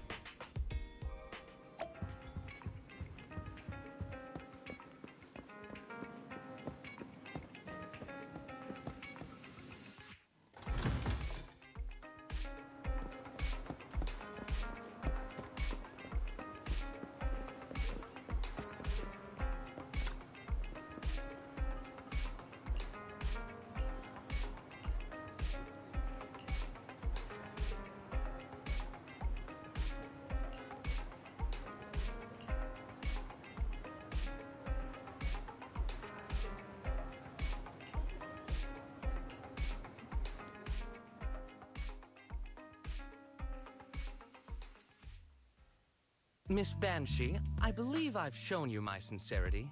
Now how about you? Sincerity? My presence here is a show of sincerity. If we're to work together, Miss Banshee, you should drop your pretentious act. I am well aware of the ways of the Ravenlock family. If I were to come empty-handed, I probably wouldn't even be able to make it out the front door tonight. Since I agreed to come with you, and even brought along my most precious companion, does that not show my deepest sincerity? No need for such an off-color joke. Our door is always open for those coming or going. We both know what's what, so let's cut the small talk. I know far more about how the Ravenlock family made their fortune than most here. I am also well aware of why Hartman, despite such a massive scandal, still remains in power. Oh? Do tell. Exaltists, blessing, sacrifice, Landon. Where would you like me to start? How did you know that? No, who are you? Don't be so tense. If I'm not mistaken, it's about time the banquet began. My companion and I are practically famished. Is this how you treat your guests? By letting them starve? Perhaps when we've had our fill, we'll remember where the sacrifice is hidden. You know where the sacrifice is? So, can we go get something to eat now? And I'm also looking forward to receiving a special dessert from you. We can discuss what you wish to know while we enjoy dessert. Of course. I wouldn't let such an important guest discuss matters on an empty stomach. As for dessert, I will prepare it myself, and I guarantee it will satisfy you. I'll come find you later. I wish you a pleasant evening.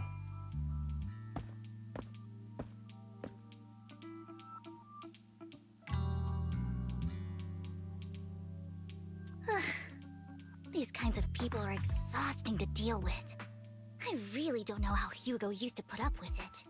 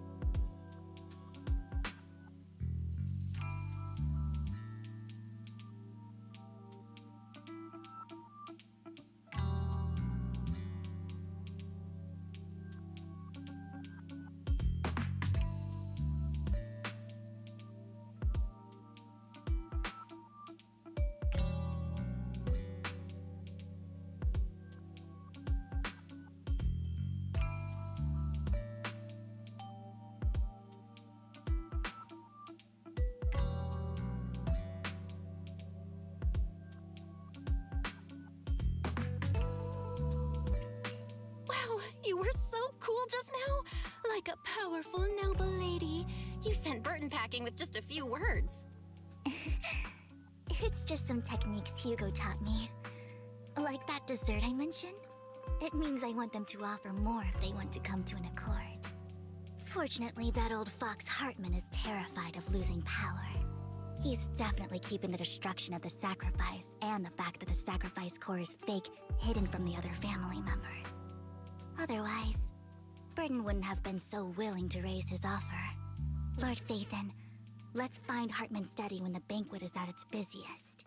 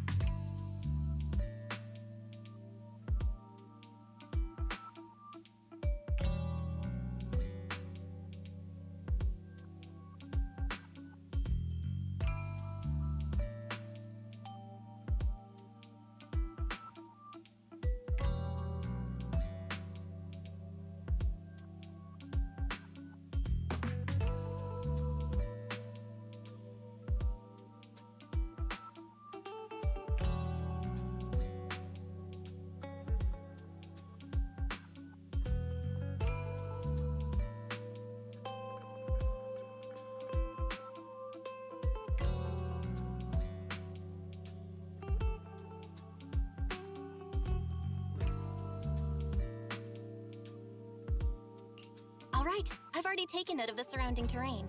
Once more people arrive, we'll enter the garden through the door in the corner of the banquet hall.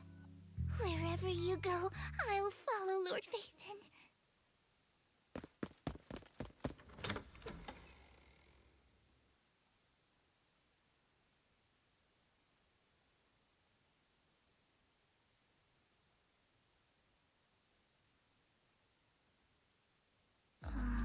Isn't this going a bit too well?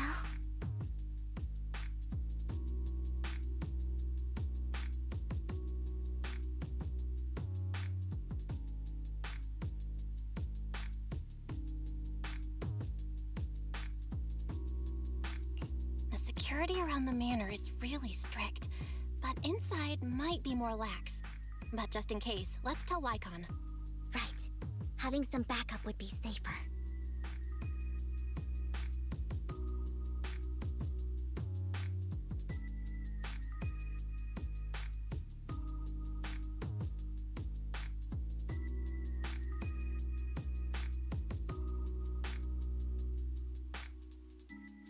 Let's check Hartman's recent correspondences for clues. I still have concerns about the sacrifice core. Right. Though the core he gave Dina was fake, Hartman might have left a trick up his sleeve and hid the real one.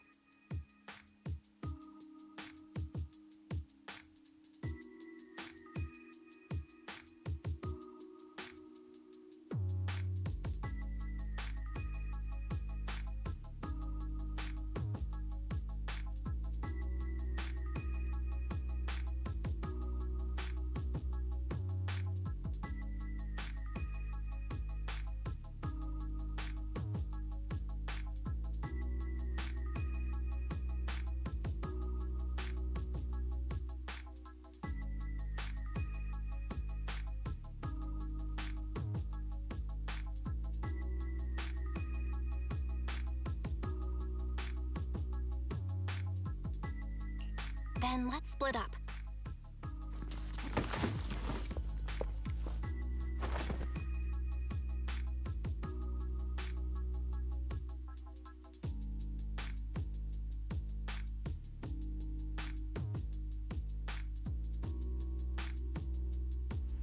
Esteemed guests, is the catering at the Ravenlock family banquet not to your satisfaction?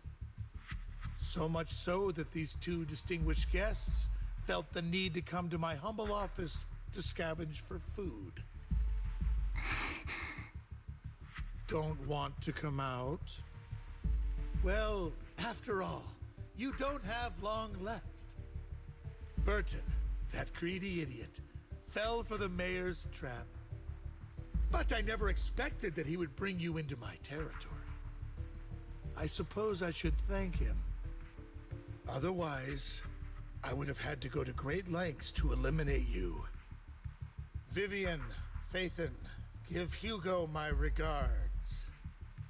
Tell him I shall be taking the wealth and power of the Ravenlock family for myself.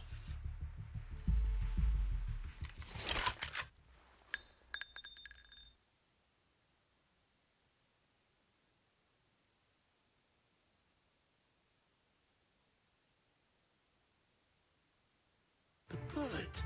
How?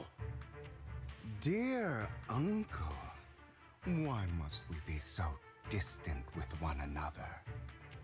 You can just tell me what you want to say directly. Hugo! Impossible! You're... Uncle, you must know a Ravenlock will never stop until they get what they want. Did you really think I would be defeated so soon, when I have yet to trample you into the dirt? I saw this coming that he would come back.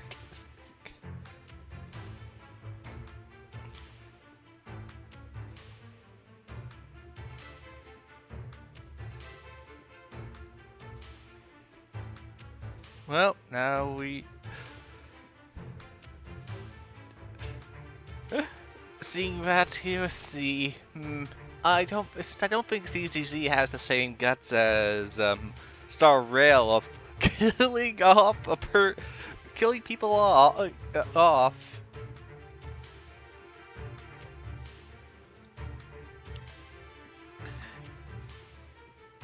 This boy? Oh, he was just a figment of dreams, so he doesn't really count. He was just a missing, wandering memory. But then I forget what his name was, the watchdog guy. Oh, his whole purpose was to ensure a certain task was done and then disappear. He was nothing more than a figment of of one of those more advanced form of those dream troops. They did kill off one character just to bring her, but then they brought her back. Which could happen the same thing with them killing off a character and then bringing them back. Gary was Gallagher, right? Name. Of course, also, when some makes me think, when Firefly was first released, her banner was filled with the 4 stars, which were getting bonuses alongside her banner, were all characters that were considered dead at the time. Got that Dream Boy memory thing, Clockwork's Dream.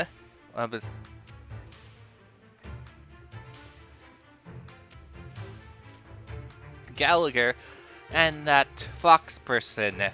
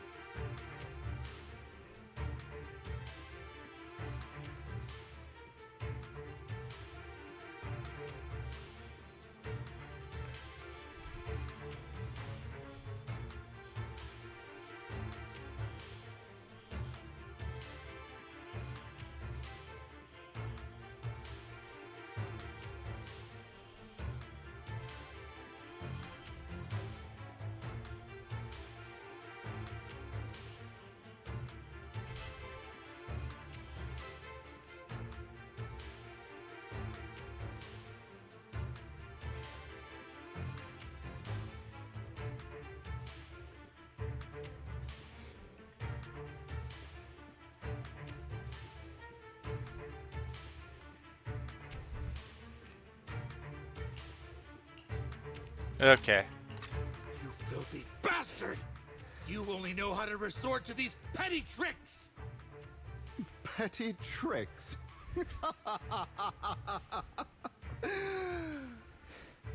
Perhaps you'd like to know what I managed to accomplish using this faked death of mine. My dear uncle. Uncle.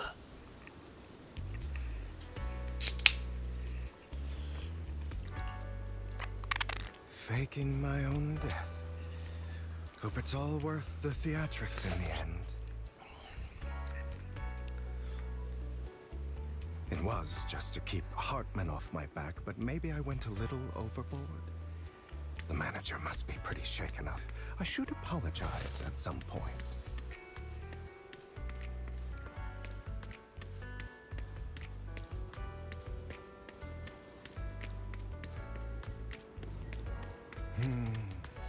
Guess I'll also bring Lycon along.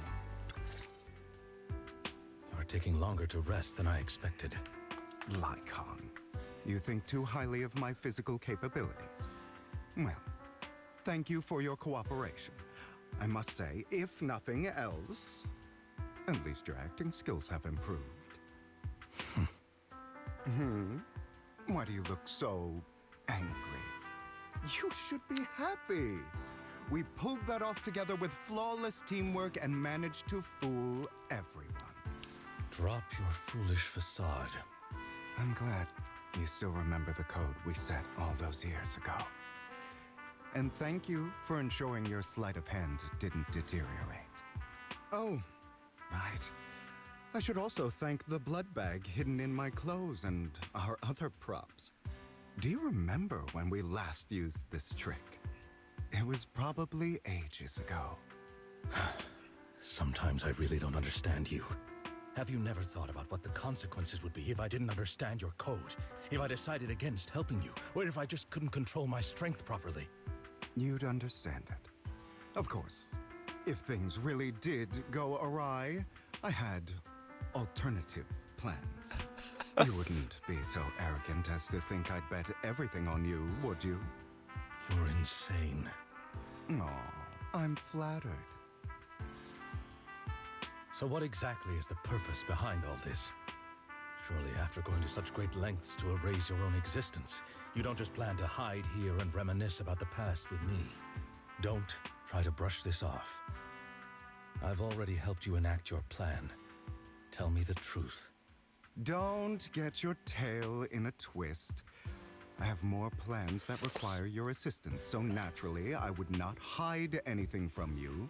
Simply put, as things stand, whether as Hugo Vlad or as Mockingbird, I am doomed to die. Seems you've made quite a few enemies. As a member of the Ravenlock family, I negotiated with Edmund and managed to obtain resources from Tops for my future plans. I also confirmed what attitude they held toward your master, the Mayflower family. Meanwhile, I used my identity in Mockingbird to strike a deal with Hartman and gather information on their collaboration with the remnants of the Exaltists. That's where I got my intel on what Bringer left.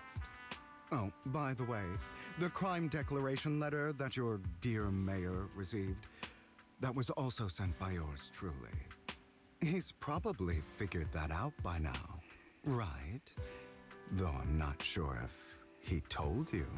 The mayor learned about the sacrifice attacks through his own means, but lacked an opportunity to take action.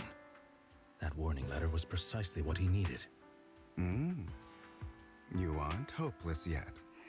How delightful. In short, I'm more well-informed than your lot because I get around, dealing with all these different important figures. But of course, it comes at a cost. It's only fair. After all, you can't hide the smoke from a wildfire. Rather than trying to carefully tame it and risk setting yourself alight, it's better to let it burn free. When I helped you put on your little act, killing you in front of everyone, you left the sacrifice core to Hartman. That was intentional too, then? Oh, yes. And it worked like a charm, didn't it? Now no one cares for me anymore, and all eyes are on Hartman. A perfect situation for keeping the Ravenlock family in check while dealing a cutting blow to the Exaltists behind them. Another crucial point is Vivian and Phaethon. I must sever any ties they have with me or Mockingbird. Although I feel bad for Phaethon about what happened, but it had to be done. That's the only way they would be safe, allowing the plan to continue. I noticed that you never turned your blade toward Master Proxy. So, those words you said back then were also... I will bloody my hands. I will carry the weight of my sins. I will become the Abyss. Obviously, it was all an act. My acting has always been impeccable, as you know. Hugo, you're taking such a tremendous risk. Why? Would you believe me if I said it's for... justice? But unfortunately, it's not. I want revenge on the Ravenlock family. And I will make sure that despicable excuse for a human being, Hartman, suffers a slow, torturous... Agada, you see. Of course. I also promised Vivian that I would help her investigate the whole thing with the Exaltists. That's all. You don't look too good. Is it your wounds? No. This is the first problem I plan to resolve. Lycon, do you have a place that is sufficiently discreet, quiet, and can take a lot of damage? I need to go have a fit.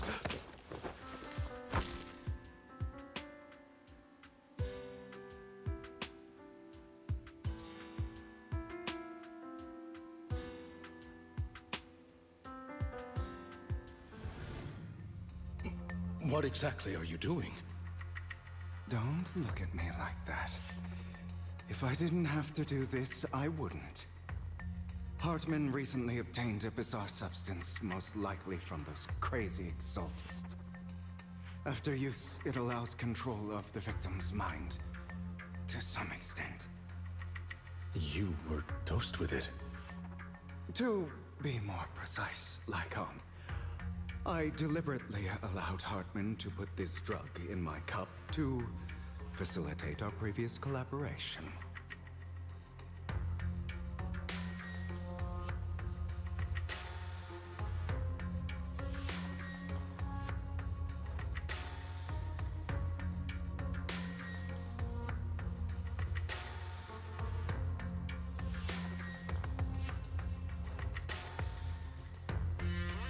After finding out about it, I quickly found someone to help analyze its composition. The good news is he gave me a very low dosage, perhaps because he was afraid I might notice. There's a different medication that can delay its onset, preventing me from actually being under his control. I simply need to put on a show in front of my dear uncle. The bad news is that currently there is no antidote. When I delay those effects, however, they will accumulate and erupt when my body reaches its limit. It may even break my mind. And that's exactly what's happening now. I need to endure those accumulated consequences. So, I will lock myself in this room for however long that takes. I've tied my limbs to prevent me from smashing this place or accidentally hurting myself. Anyway, after you leave, do not open this door, no matter what you hear. I recommend seeking professional medical assistance. This is advice I received from a doctor. Or are you saying you don't believe I can make it? So, Lycon, come find me here at the scheduled time. All you need to do is smile and await my victory. What if I want to stop you? You know you won't succeed. You never have. And you never will. Well, time is short. Let's begin. I understand. Don't die, you stupid bastard.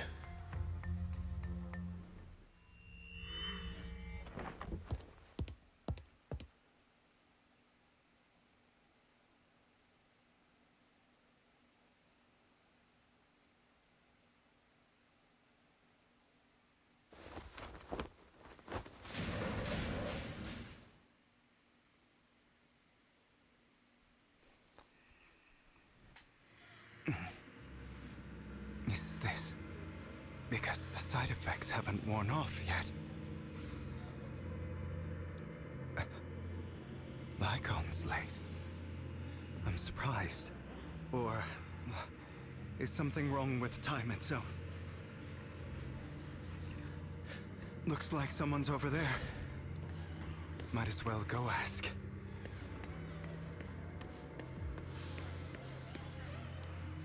Is this your sister? No, your mother?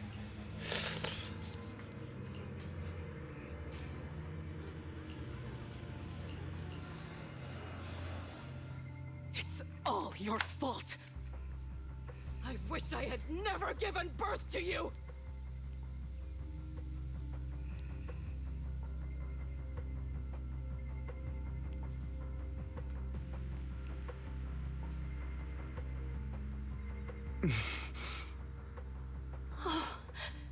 Everything will get better if you just die, right? If you die, he'll come back. We'll have another, more perfect child. One who will inherit the Ravenlock family bloodline. Then I'll be able to escape this pain. So, Hugo, for the sake of Mommy's happiness, just die, okay?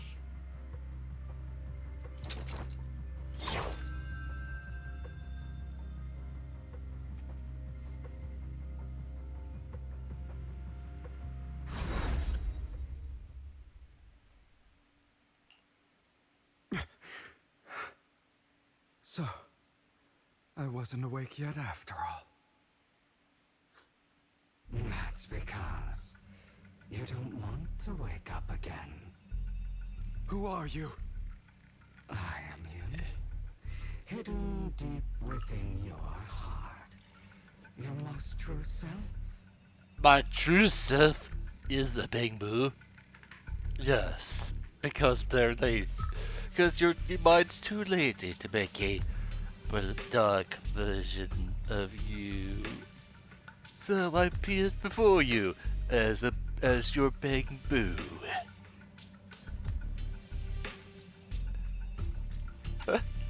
You want to kill her, don't you? Your so-called mother. Every time she beat you without reason, when she tried to gouge out your eyes, when she sold you into that hell, laughing all the while. You wanted to be the one to end her life. Why not admit your hatred? As you are, you can hunt her down and make her pay for the living hell of a childhood she made you suffer. Yes, I hate her. I hate her because she was foolish and shallow, greedy and stupid. I hate her because she doesn't deserve to be a mother. She did everything she could to try and get into the Ravenlock family, believing she could live a life of luxury without having to do anything and never realizing she was a pawn, discarded from the very beginning. So she chose to blame me. Blame me for my heterochromia. Blame me for my very existence. But I won't kill her, because I know it won't change anything. She was incapable of loving me, just as she is incapable of loving herself. Have you been brainwashed by that dog? Keeping up the act of being some magnanimous and forgiving fool? Don't compare us. I've simply come to understand love or hate. I make my own choices, and they have nothing to do with anyone else. Including me. She sold you to the Ravenlock family for a huge sum of money. She used that money to start a new life without you. While she was indulging herself, you were going through hell in the Ravenlock Manor. Does it not torment you? Do you not feel the hatred? Do you not want to demand answers? Kill her. Only by killing her can you be truly free. Now step into the dark side. For a long time, I thought the same way. But now, well, I want to make a different choice. Stop lying to yourself. You never had a choice. This weak-minded thinking will only lead you to failure. Like before, you'll be nothing but a worm, trampled into the dirt by those so-called elites. Do you still not get it? This is how the world is, and always has been. Hesitate and you'll be the victim. If you don't grab your knife first, you'll end up being on the other end of the blade. If you want to change anything, you must first become the one who makes the rules. Just like that woman. The only reason she could treat us that way was because we were weak. So listen to me. Find that woman, kill her, and prove to this world your strength. It's what she deserves. Why forgive them? They don't deserve it. I'm not forgiving them. Or rather, I don't care about them. They don't even matter, at least not yet. You know, perhaps the person I hate the most, the one I truly cannot forgive, has never been someone else, but rather my weak, powerless past self who could do nothing but hide inside a closet and cry. I hate myself for having neither the strength nor the courage to resist. I hate myself for begging for so-called familial love, even after being treated so terribly. I hate that despite the pain of my wounds, I still hope to receive the carrot and not the stick. And that me is you, correct? So, I forgive you. I forgive myself. You'll regret this, fool. Your pretty words mean nothing. You will ultimately return here to me.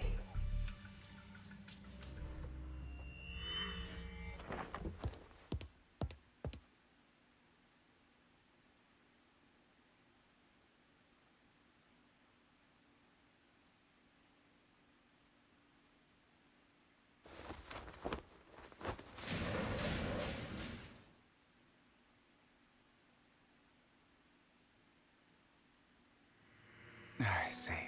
This is still an illusion. I wonder who's going to show up this time.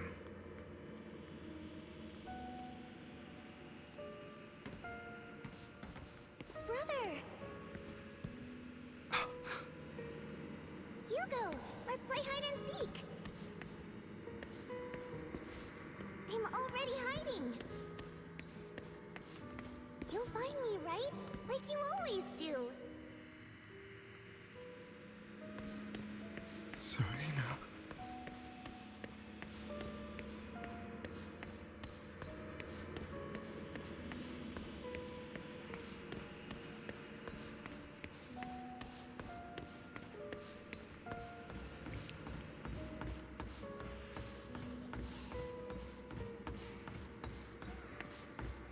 You're looking in the wrong place.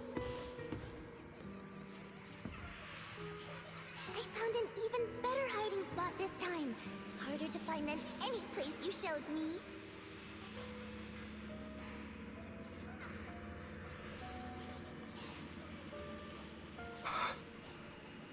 Hey, Hugo.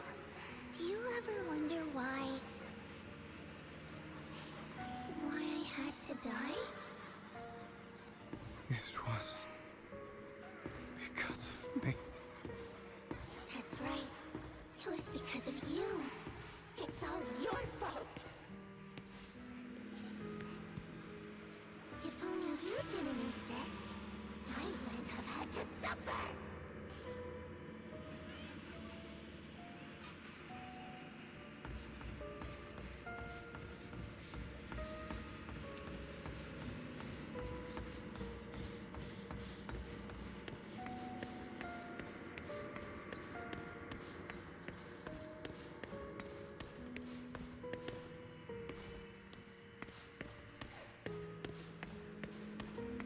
Still looking in the wrong spot. I can't believe you still haven't found me after all this time.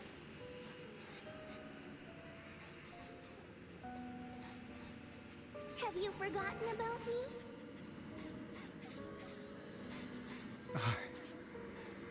I haven't forgotten. It's okay. I'll forgive you. I'll still be nice to you, just like before.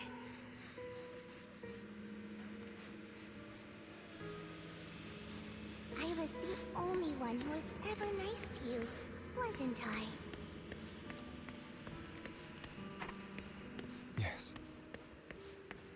Then tell me, why do good people always suffer? Why is kindness always punished instead? Tell me, Hugo, why?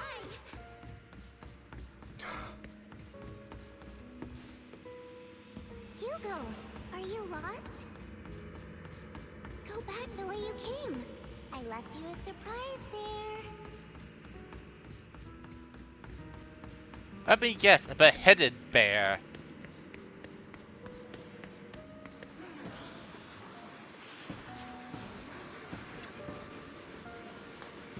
Oh, it's just it's the Bang Boo.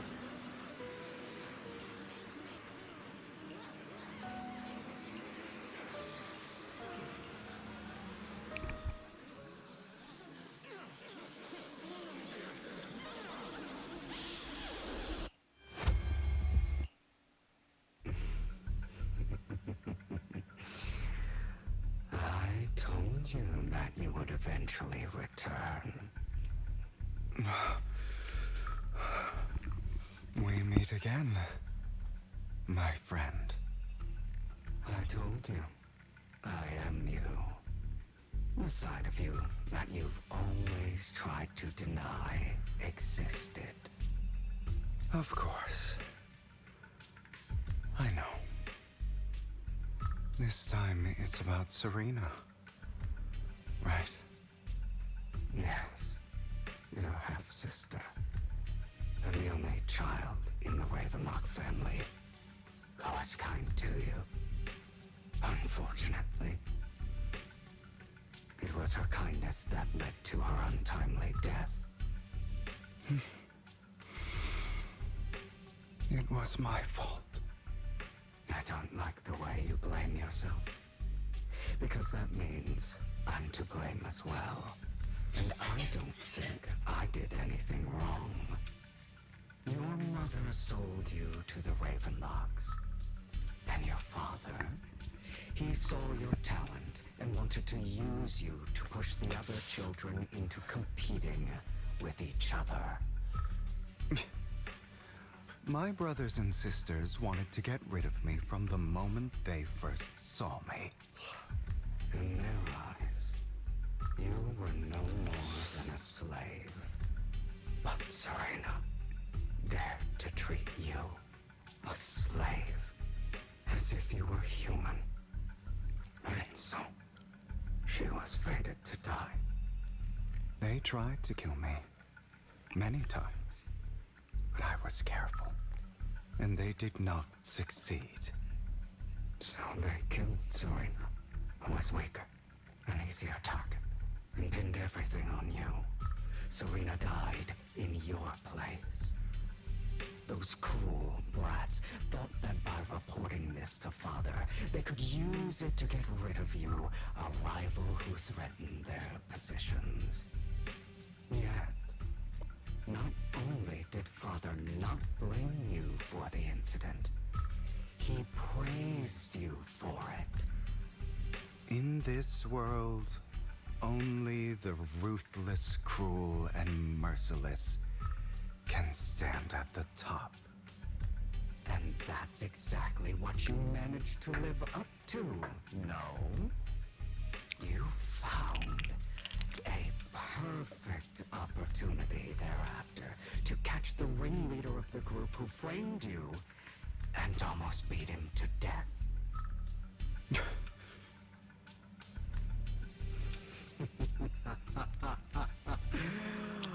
Oh, you should have seen the expression on your face back then. Oh, crazed and manic with utmost delight. I don't remember that.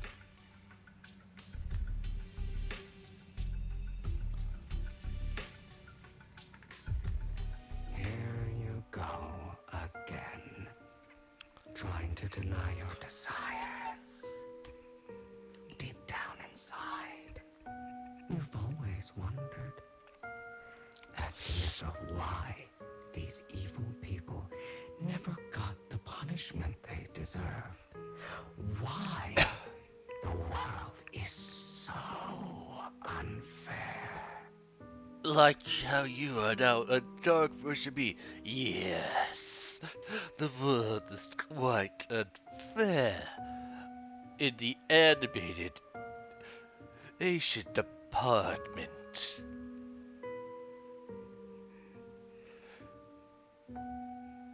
You should just be evil jerk, just like your father. Don't you want to rip them to shreds? Just like that day when you beat that boy's face into the dirt until he was barely recognizable. His disgusting blood staining your fists. Recall your exhilaration, your cathartic release of rage, that outpour of hatred. That victory belongs to you. You deserve it. Those brothers and sisters of mine are all dead. I cannot take revenge against the long deceased. They died by Hartman's hand. Dying in the power struggle to become the Ravenlock family's heir, rather than by our side. Boring. Boring. I find it hilariously ironic. Children who would murder their own kin for scraps of power, dead at the hand of their uncle who followed their example. Is that not karma? Power struggles, pitting kin against each other, betrayal, suspicion, and hatred between people of the same blood. It's like a curse, written into the Ravenlock family's genes. Laughably stupid. Don't forget, my dear, that that the same blood flows through your veins.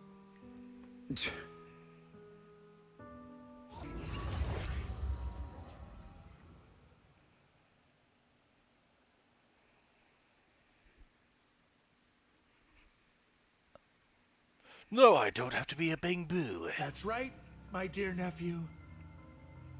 No matter how much you deny it, the blood of the Ravenlock family flows through your veins. Survival of the fittest. Only the strongest deserve to live. Only the strongest deserve to rule. This is the path of success that has led the Ravenlock family to victory countless times. A blessing and a curse etched into your flesh and blood. As long as you live, you'll never escape the mark of family. You are destined to one day become someone like me, like your father.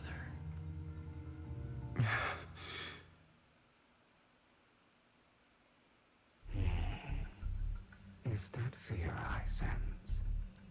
I can see you trembling. Why does the Ravenlock bloodline terrify you so? I won't become like my father. But you already have. You won't become a failure like him. So relax. Our power eclipses him, and so does our ambition. So, do not deny your own desires. Do not resist your own ambition. This is the talent you were born with. The best gift fate has ever given you. Admit it. Deep within your heart lies a spark, yearning to ignite a raging inferno that will burn everything down. And I am that spark. A Bang Boo? Yes.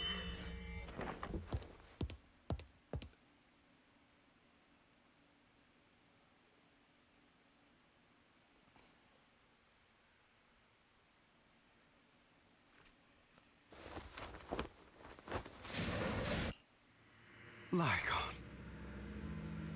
Never thought I'd be this genuinely thankful to see you.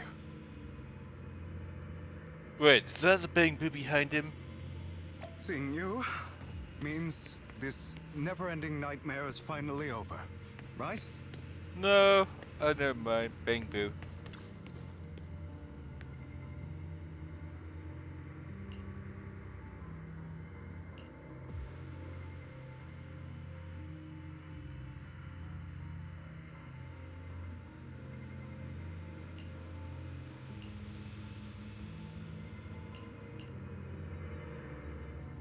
I don't want to hear something like that from you. You have no idea what that man, my father, is really like. A person who stops at nothing for their own interests and ambitions. Just like what you're doing right now. And what do you think I'm doing this for? All of this was part of your plan. You knew where the Ravenlock family was going to be, so you set Mockingbird's target there. To seek revenge, you plotted to assassinate your own father, but he was too vigilant, and you failed. After almost being assassinated, your father was furious and locked everyone in the hall, but was unable to find the assassin. And what a coincidence that a hollow disaster just occurred in the vicinity. So he used it to eliminate all the unfamiliar faces there, turning them into victims of the hollow. An easy feat for the Ravenlock family. So, the one who killed innocents was my father, not me. You knew what choice an extremist like him would make. And you used the chaos to once again attempt an assassination. This time you succeeded. You killed your own father at the cost of innocent lives. Admit it, Hugo. You don't care about anyone else. The only thing you care about is your revenge. How is that any different from your father? Enough. I'm tired. I may hate him for betraying me, but he wouldn't say something like that. What? You aren't Lycon. You're the other me, hidden deep within my heart.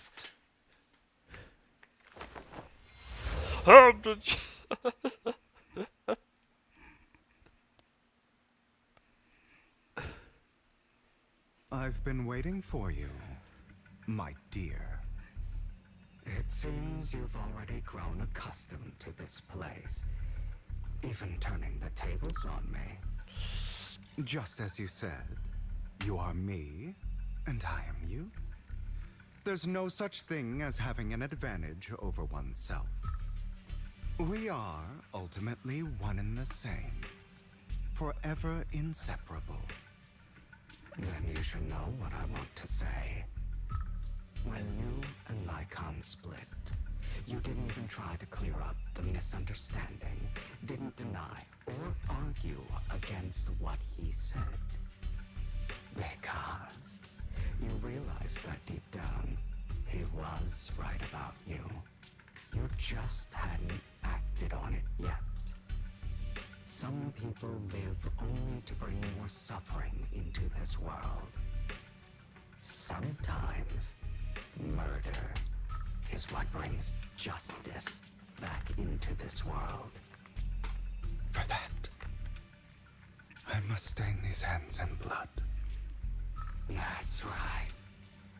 Just like what you said before you faked your death. Were those words really just an act? To slay the dragon, you must first become one with sharp claws, rending fangs, and strength enough to destroy anything. You know the truth better than anyone. If you hadn't hesitated, and instead seized the first opportunity to kill your father, none of what followed would have happened. Innocent civilians wouldn't have died. Your partner wouldn't have lost an eye and both legs trying to save people. And Mockingbird would have never gotten to that point. You can save more people. Save good people. Save more lives than the evil ones you take. I've spent countless hours in regret over that incident. So why not submit to your true nature? You want to be the judge, jury, and executioner of this world. And you can. I wasn't responsible for Father's death. The true mastermind is my uncle, Hartman. His schemes to kill the head of the family were all so he could take control. Mockingbird was simply unlucky enough to get caught up in it. So, for a behemoth like the Ravenlock family, with its roots so deep, a single person's death, regardless of who that person is, wouldn't change anything. Of course, whether it's Tops, the Mayflower family, or even the entire world, it's actually all the same. I refuse to be dragged down by pointless hatred any longer. You foolish, stubborn idiot. Do you understand the power of hatred? Have we not come this far precisely because of it? Or are you going to follow Lycon and Jack's twisted logic? Come on. You don't actually trust anyone? Otherwise, why would you hide this whole scheme of faking your death from them?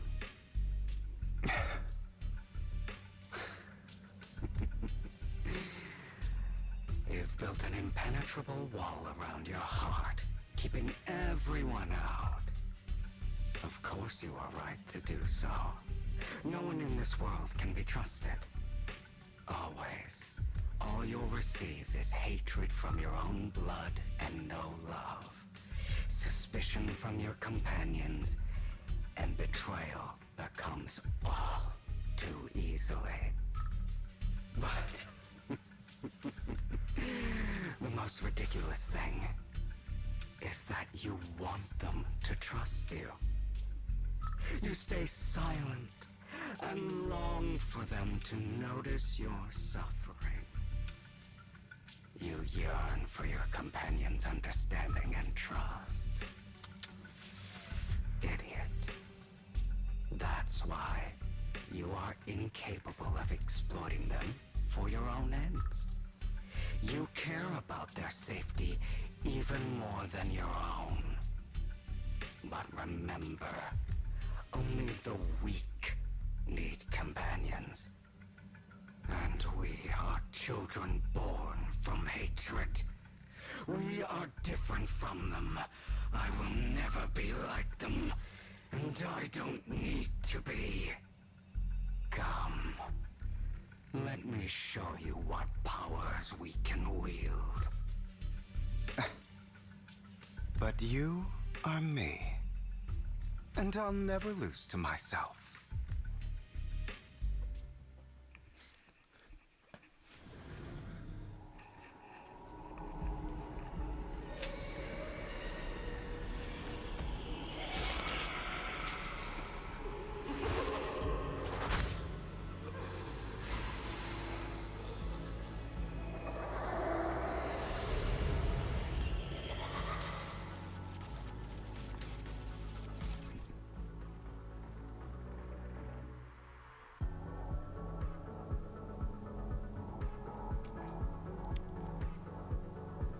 Okay, he's cryo, it looks like. Think about all the injustice you suffered. Yep, Icy is. If you choose to forgive, you're betraying yourself. You know that. Letting you consume me would be the real betrayal to myself.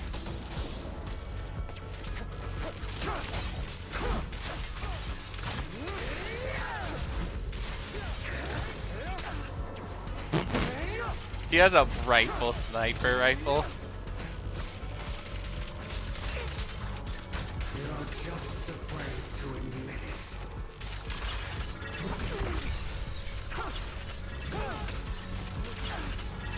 You're too scared to face your true self and what you truly desire.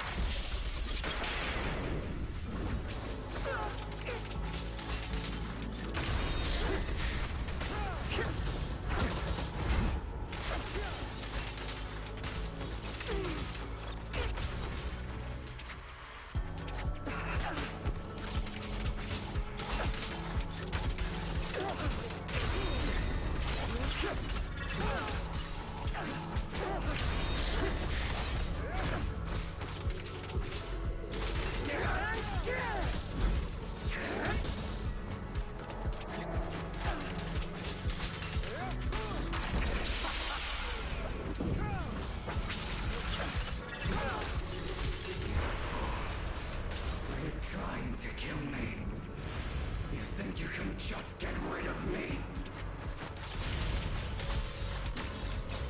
Without me, you are nothing. For what it's worth, thank you. Don't be afraid. You and I are inseparable. You're part of me, just as I am part of you. Fancy words won't change anything. No. It's not just platitudes. I finally understand now. Some pain only fades when it's seen. When it's accepted. So I won't fight you anymore. I won't hate myself anymore. Weakness, hatred, malice. Suffering, forgiveness, justice. I didn't get to see his ultimate. Oh well. Maybe next time I'll get to see his message.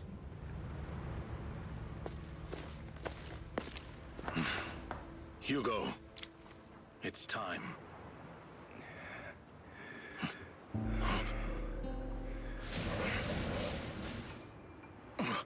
Hugo. Hugo, you...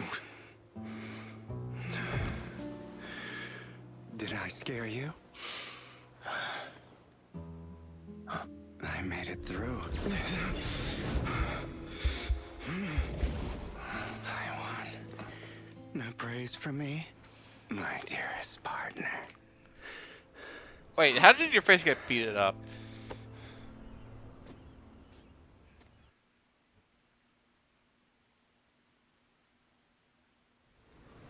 This is just like what I saw in my dream. It's up daytime. Ah, my former partner. You're still as punctual as ever. Are you sure you're fully recovered? How about we fight? And I'll show you how recovered I am. I refuse to fight someone who is in need of medical attention.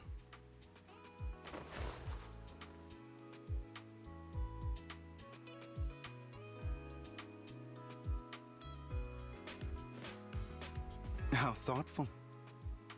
I'm touched. Or perhaps is this simply part of Victoria Housekeeping's professional care? I'd rather you not starve to death.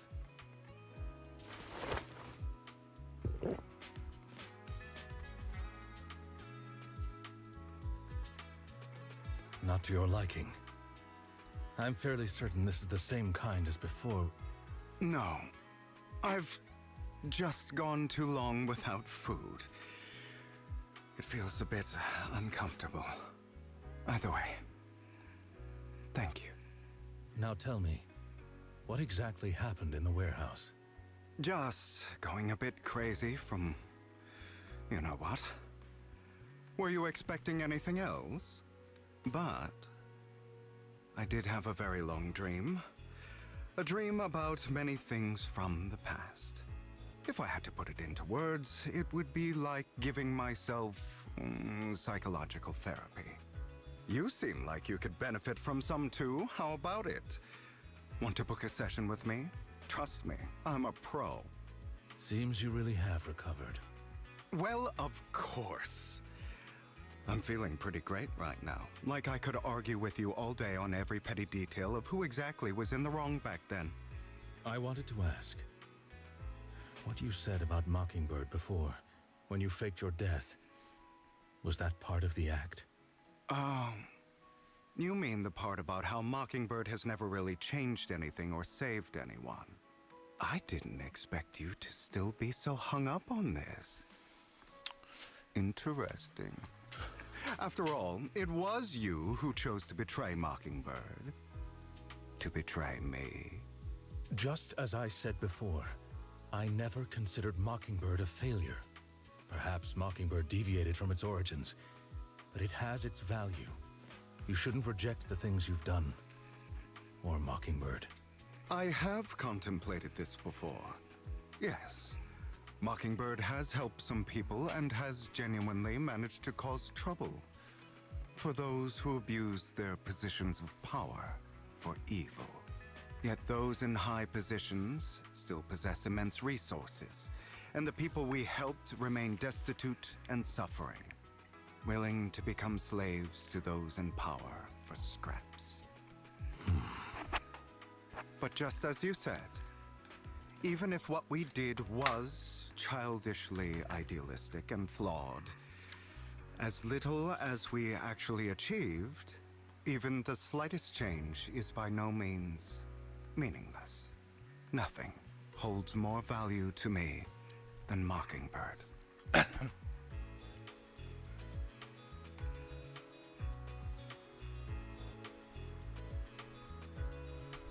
All right, let's catch up later. I still have things to do, and need to wrap up my plan. I thought you would rest up first. As much as I would prefer that. My dear uncle and the Exaltus fanatics likely would not give me such an opportunity. If all has gone to plan, the fish will have taken the bait already. And if everything goes very well, I'll soon have solid evidence of the Ravenlock family's crimes. Well then, thank you for your assistance, former partner. Let's part ways here. I'll go with you. Lycon, surely you don't think that because I just recovered, I'm too weak to deal with those useless fools. Hartman's actions will disturb the safety of New Eridu. As I serve the mayor, I should intervene. Very well, whatever. Let's go. And don't slow me down.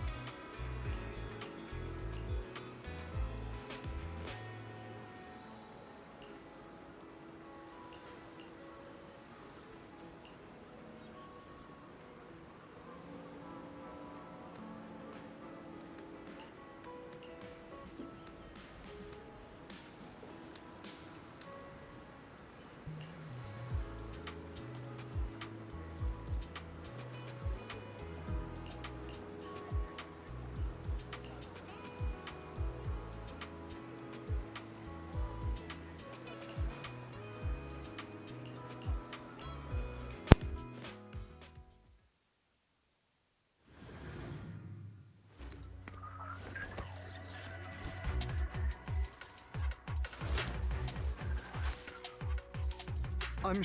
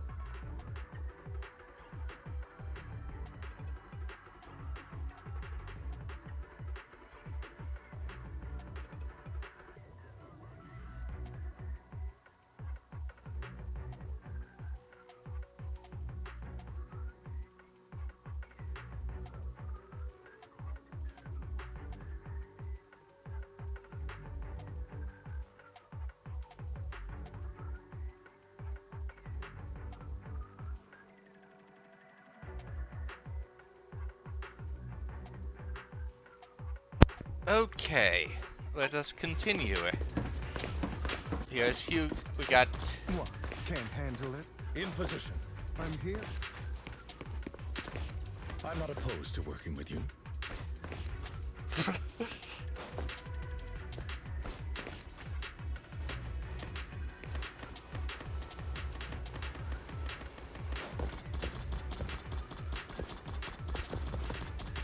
Oh, what a coincidence.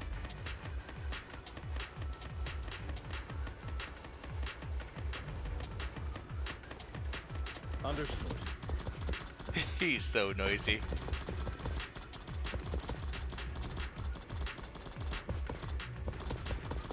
At your service.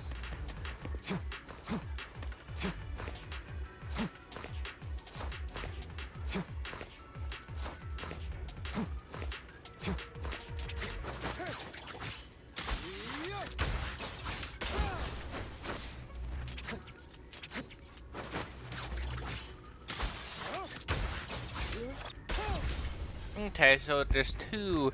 When you do his charge attack, looks like there's two bursts. If you continue to hold it.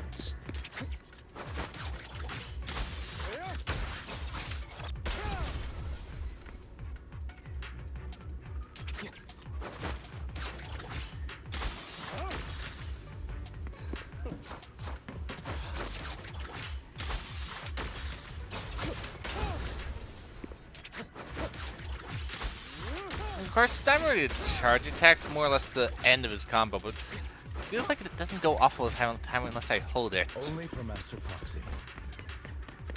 Those are Ravenlock's men. The workers with them are the victims who were tricked into going into the Hollow.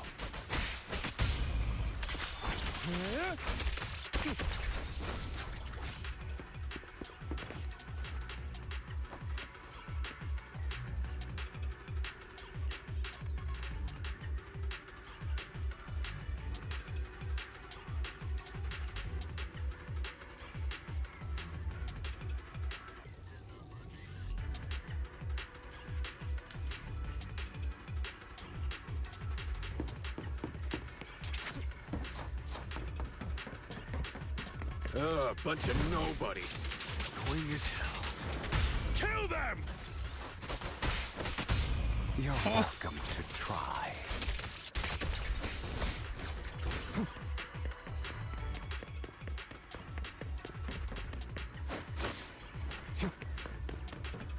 More workers here. And quite a lot of them.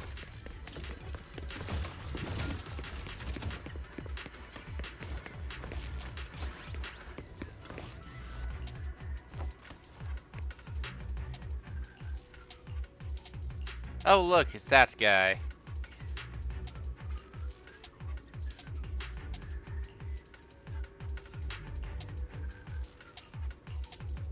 Is Hartman behind this, too? Of course. He threw them into the Hollow like offerings for the Exaltists.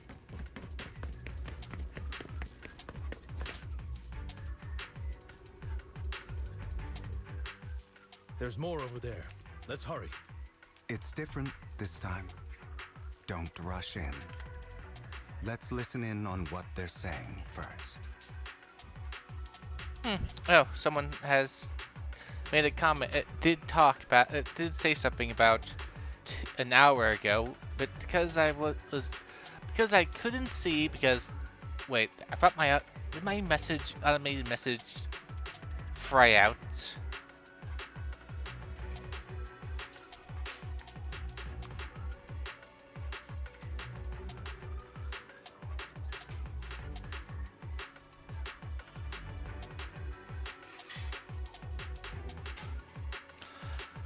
Again, I am sorry for people who can't. Sorry, I can't see what's going on in chat when I play on full screen. I have no means to show what's going on in chat unless I use my other laptop or my mother's phone to then watch my own stream.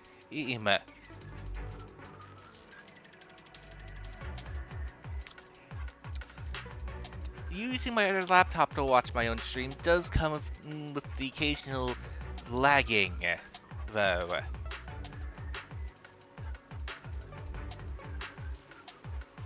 I am sorry if I cannot see your message.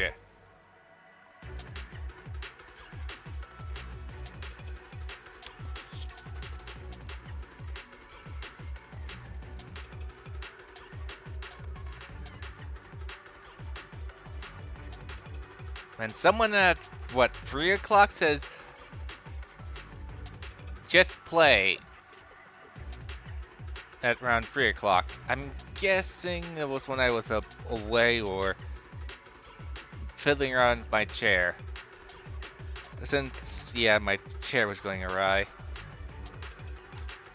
It's not even a year old and it already looks like it should be like 5. No wonder they gave up such a, what, a 3-year warranty on it. I still need more direct evidence to ensure the plan is absolutely foolproof. The compensation you promised, it's all real, right?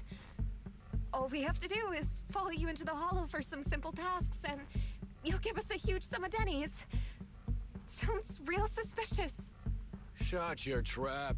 You keep yapping and asking questions. If this is all so suspicious, why were you so eager to sign up for it? Because I don't have a choice. My daughter was previously caught in the hollow disaster and suffered severe corruption. The treatment costs have completely drained our family's savings. So that's why... It's the same for me. A serious illness at a senior age. I need the money. Who would risk taking a job like this unless they were desperate? I'll do it. No matter how suspicious.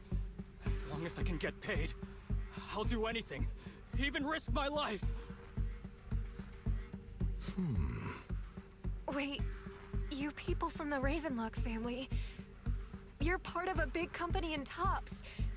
You wouldn't go back on your word, right? Don't worry, you'll get every denny you were promised. But before we start, you all need to take this medicine first.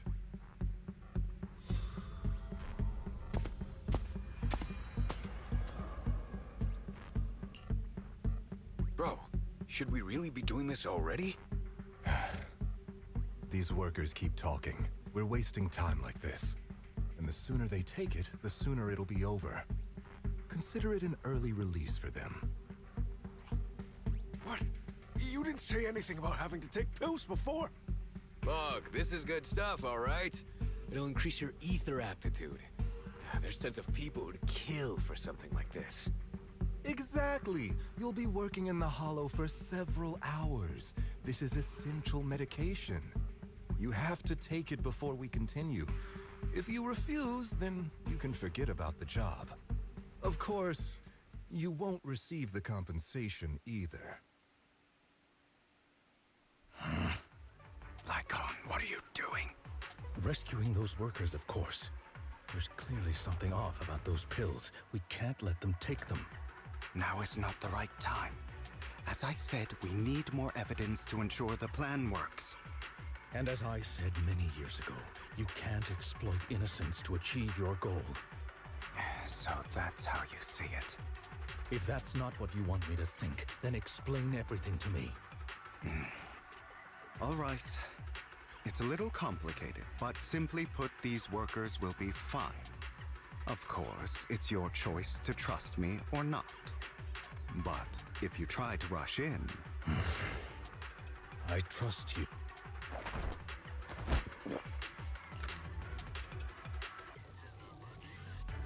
All right.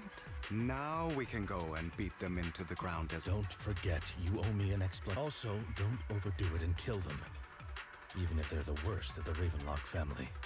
All right, Your Holiness, Saint Lycon.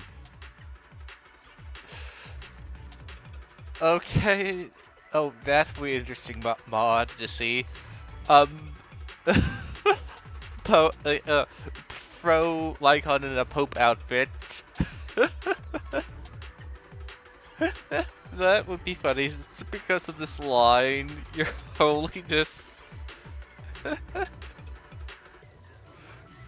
Someone make a someone make such a thing mod. It may take a couple months, maybe a year before we get the Saint Lycon.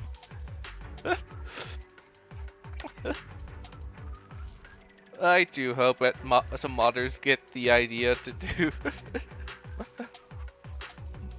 to make such a mod. Those work. Who the hell are you? Why don't you take a guess? We're the ones here to stop you.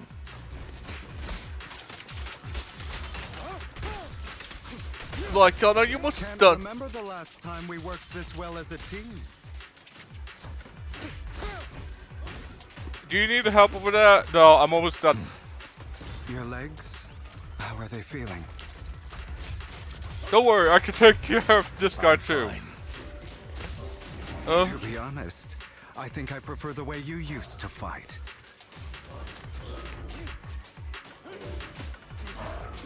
You had a lot more aggression. I've merely learned to control my strength. It's interesting. When I need to be aggressive, I will be.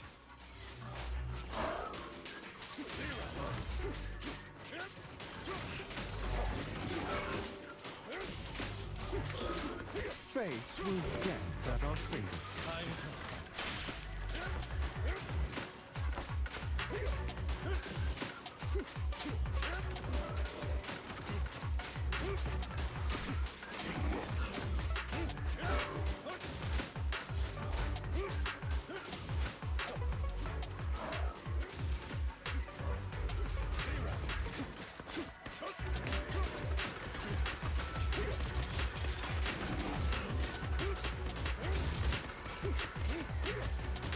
Do you need any help?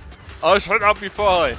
But do know we're on a timetable, so... Prepare to kneel before me.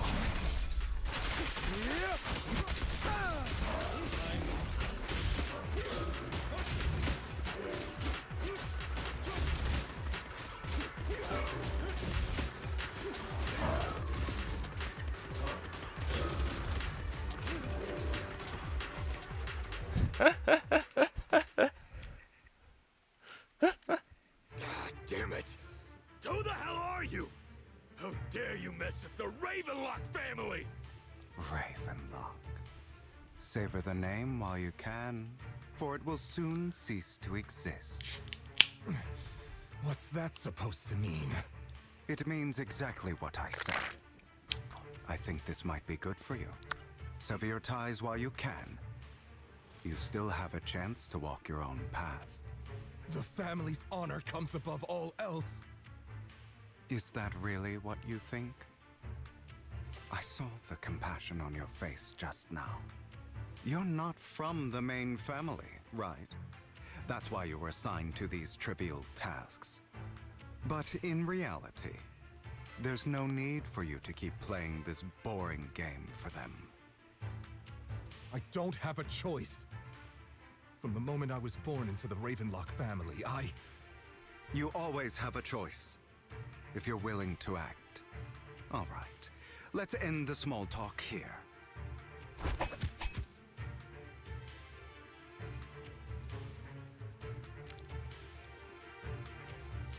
Don't worry, Lycon. I didn't hit them too hard, just enough to keep them quiet.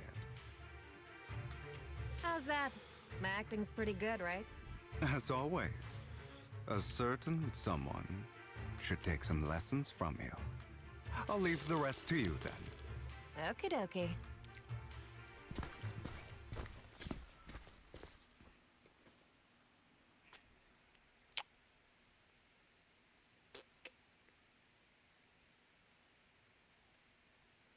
Okay, now can you tell me exactly what's going on here?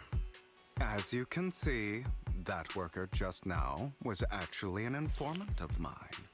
The pills were swapped out with vitamin tablets. Outside of this batch, some workers have already taken the actual substance Hartman has.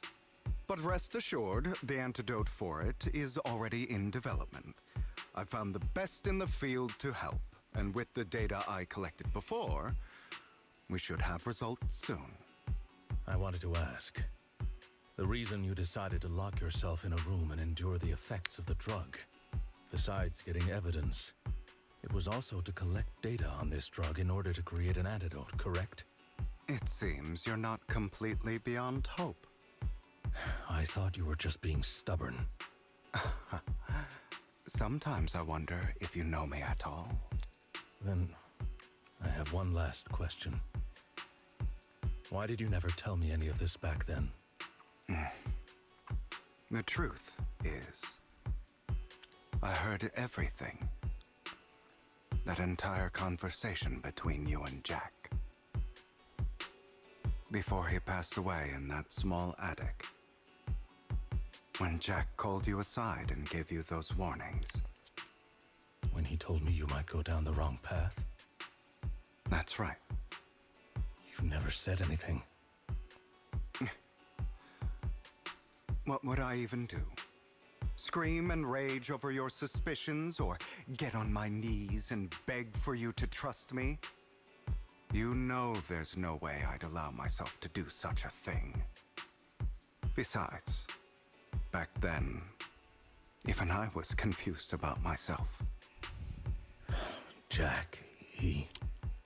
It's all in the past. You don't need to explain anything to me. Enough. We should get going. If we're going to reminisce over the past, we should find a more suitable location. End time.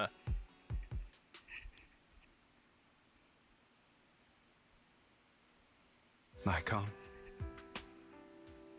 that incident back then, I didn't do it. It was a scheme Hartman devised to take over the family. It was Hartman who killed my father, too. I only discovered the truth long after the fact. I did indeed attack my father, and I thought he was dead. But he wasn't. I couldn't kill him. And even before that, if I hadn't hesitated, none of what followed would have happened. Even now, I still think they deserve death. But I no longer care to personally deliver that fate. They're beneath me. And I have more important things to do. You... I know we may never agree on that point, Lycon. I once wanted to fight against those ugly truths that defined me, but I discovered that the more I rejected them, the more painful it became. So, I could only accept that crazed, hateful, and malicious side of myself. As long as I know I will never become like my father, like Hartman, that is enough for me. You've changed. But I think that might be a good thing. Don't patronize me. You've changed a lot too, compared to before. I still disagree with Jack's words, and I won't forgive your betrayal. I will walk the path I believe is right, even if I must tread over thorns and through the mud. But I will also allow you to walk your own path, Lycon. Should I say thank you? You're welcome. Come to think of it, we haven't talked about your legs and eye. It was just an accident, not your fault. I'm doing well now. I hope you are too. On the contrary, Perhaps I should be the one apologizing. I misjudged you. I used to think you wanted power, that everything you did was for your own ambitions. I thought you wanted the power to pass judgment on all in this world like a god. I am a god. I am my own god. Or you could say that in this world, everyone is their own god. There are many things that we are powerless to change. But there are also many choices we can make. Just as I said before, I am the only one who can kill me or save me. I'm glad you think that way. Let's go. I still have one last thing to do. To witness the end of Ravenlock.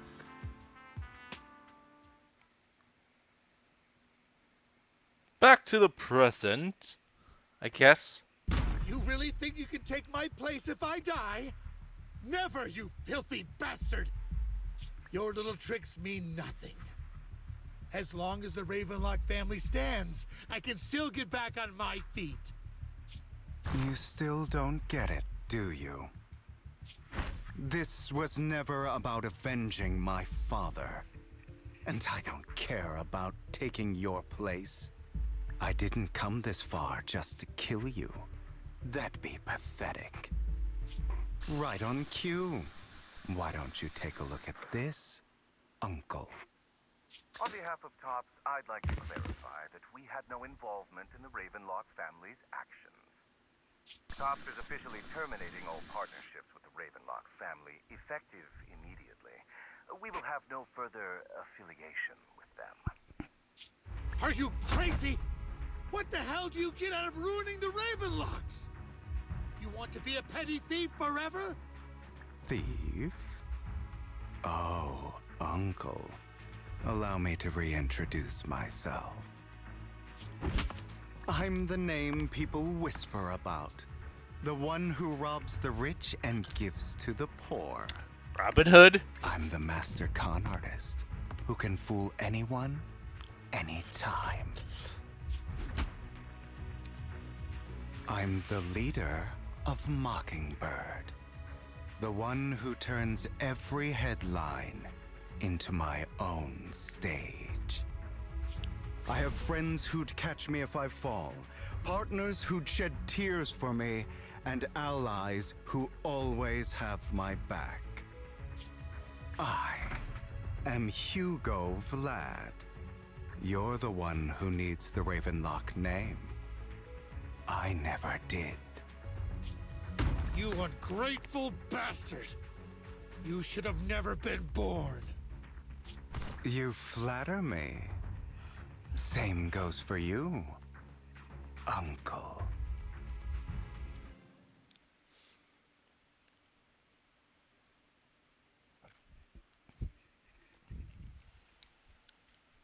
You've done well, Vivian. You had better give me an explanation.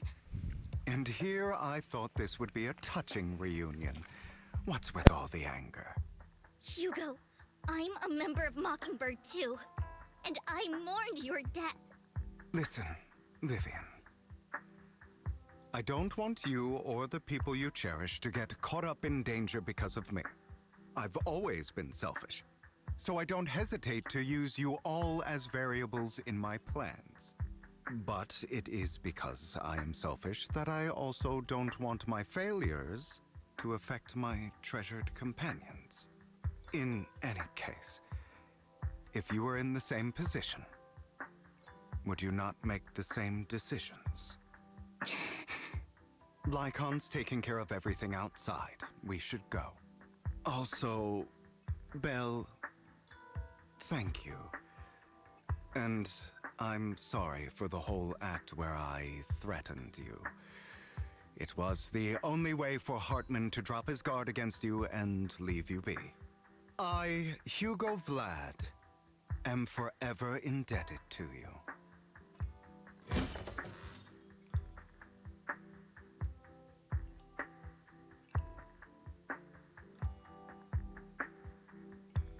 Master Proxy, although it is late, there is some important intel that I must give you now.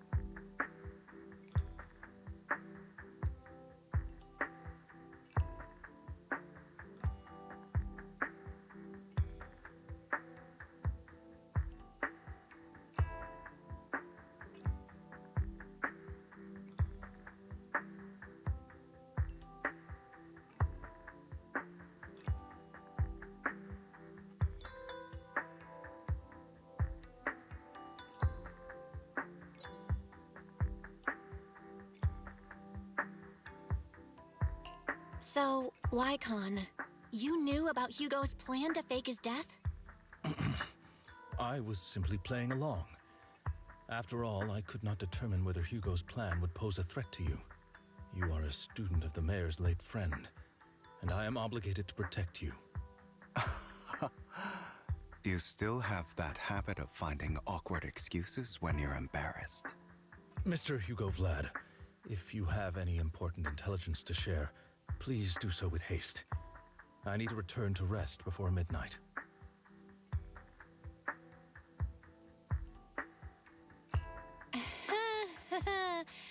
You two sure are close. For the sake of a certain old fossil's sleep schedule, I'll keep it brief. I learned from Camille that Dina intends to embed the sacrifice core into the sacrifice. Apparently, it will make the sacrifice much stronger. Sacrifices created this way will not retain their minds and will indiscriminately attack all living beings, including their creator.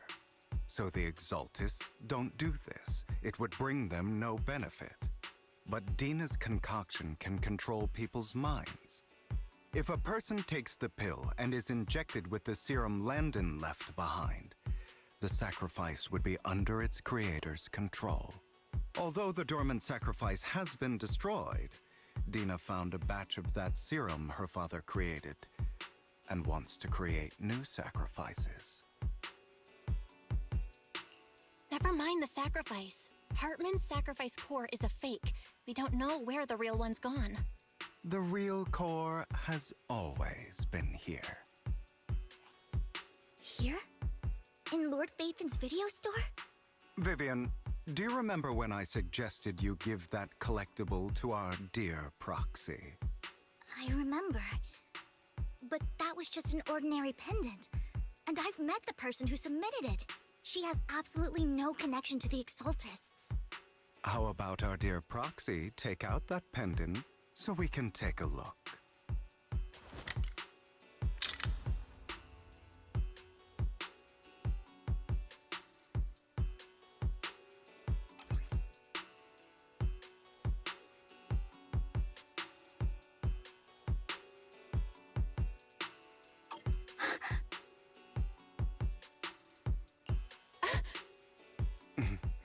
I'll take your surprised expressions as a compliment for my little trick.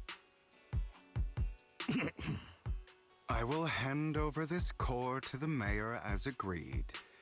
Since he fulfilled his promise to protect Vivian and the manager while I was pretending to be dead, I won't go back on my promises.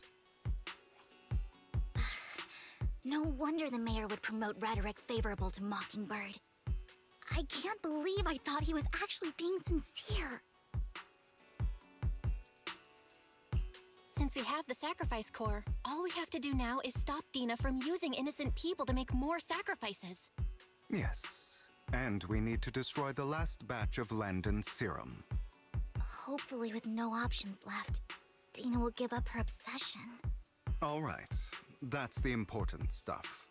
I'm going to go and confirm where Landon's serum's been stashed. I'll contact you again once I have something.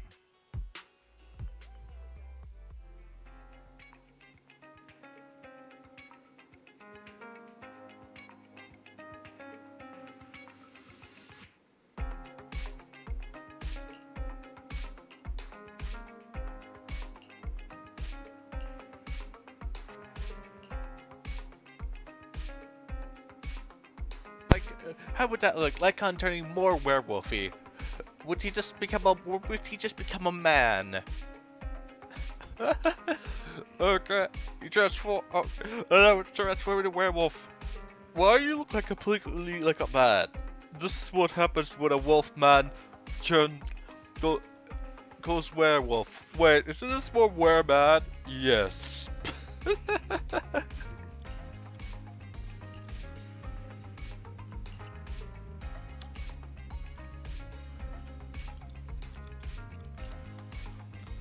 I wouldn't be surprised if someone goes off and makes some, eventually puts out a mod that turns him into a human just for that joke.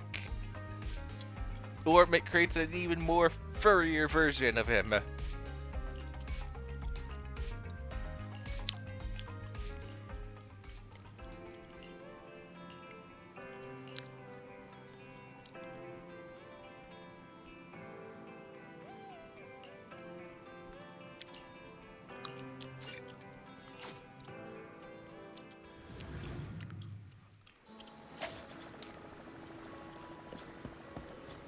Okay, I'm gonna send EOS. Hey, wait, couldn't you go in person too?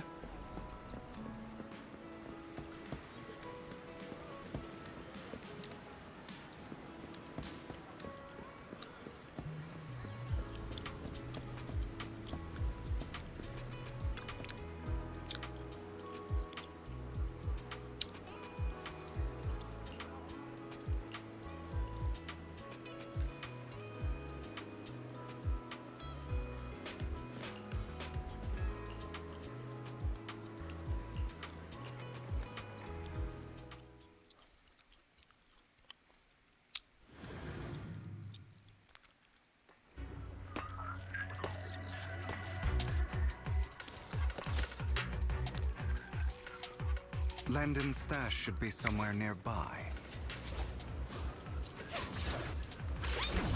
I did some digging. Some of the missing workers were brought here too.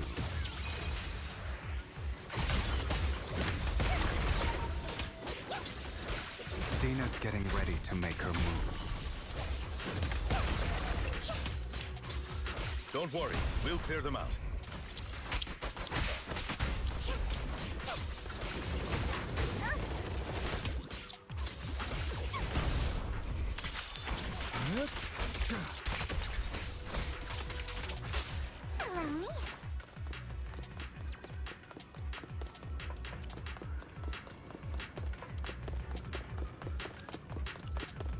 So we're for TV mode. They're trying to destroy the goods. Stop them!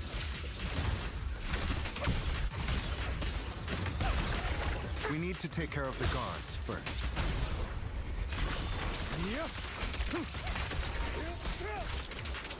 Some of the serum is stored in this warehouse.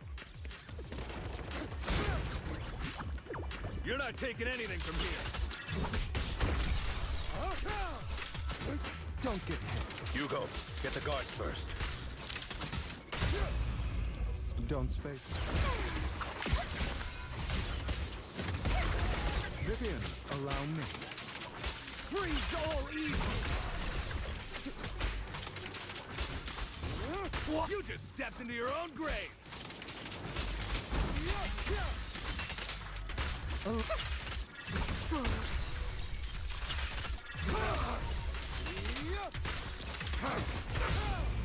Stand still.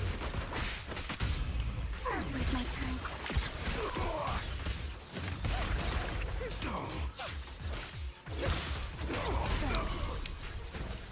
I'll take you.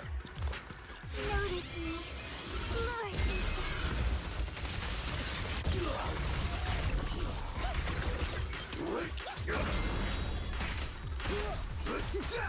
Lord.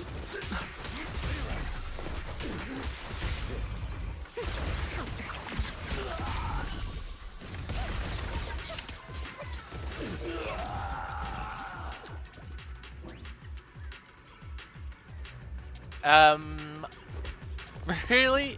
I was unable to move. More of Landon's serum survives than expected. Fortunately, since they're still here, it means Dina hasn't executed the final step of her plan. There's likely a lot more stashed around here, and we have yet to locate the missing people. Our actions here won't go unnoticed. Perhaps they're making plans to deal with us on their side. With Landon and Dina's concoctions combined, she may be capable of creating a sacrifice that obeys her. If it comes to that, this will get far more troublesome.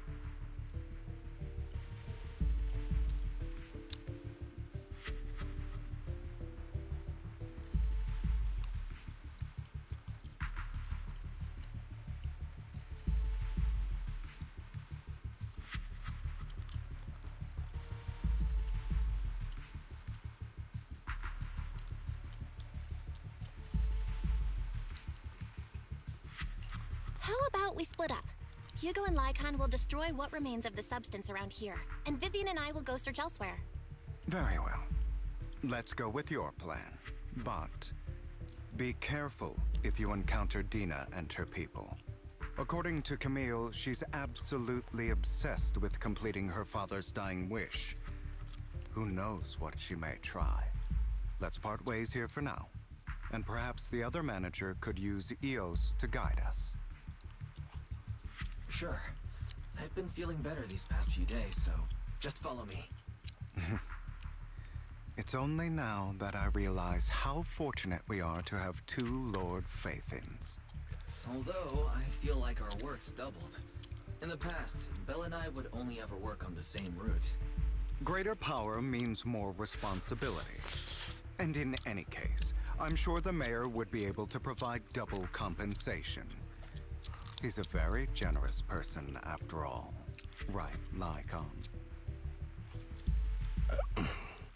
I will request additional compensation from the mayor. Compensation is just one aspect. It's one thing with Belle being in the Hollow in person, but now with us working on separate routes, I can't help but worry even more for her safety. Oh, but I trust in your abilities. I'm just not quite used to this.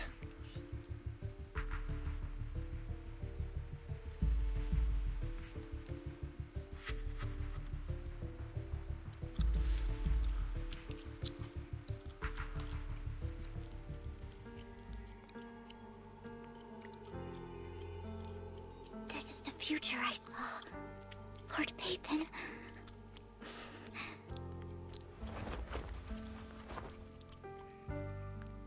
I'm sorry. This time, I will make sure the future I saw does not come to pass. I don't want to bring you misfortune. That's all I wish for.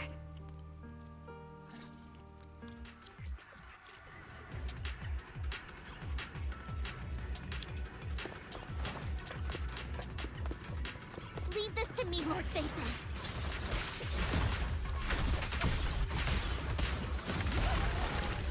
Put it up to my chest.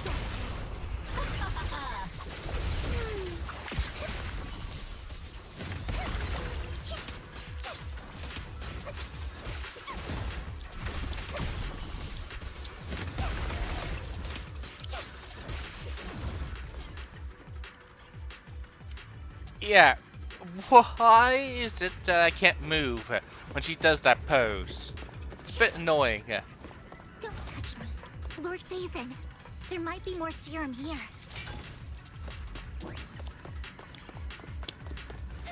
How dare you steal from Lady Dina? I'll try to go easy on you. No promise. What's up?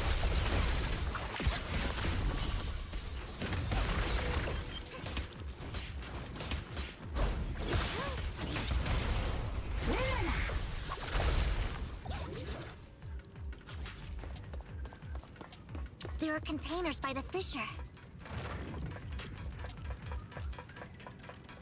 There's got to be something inside. Let's try opening them.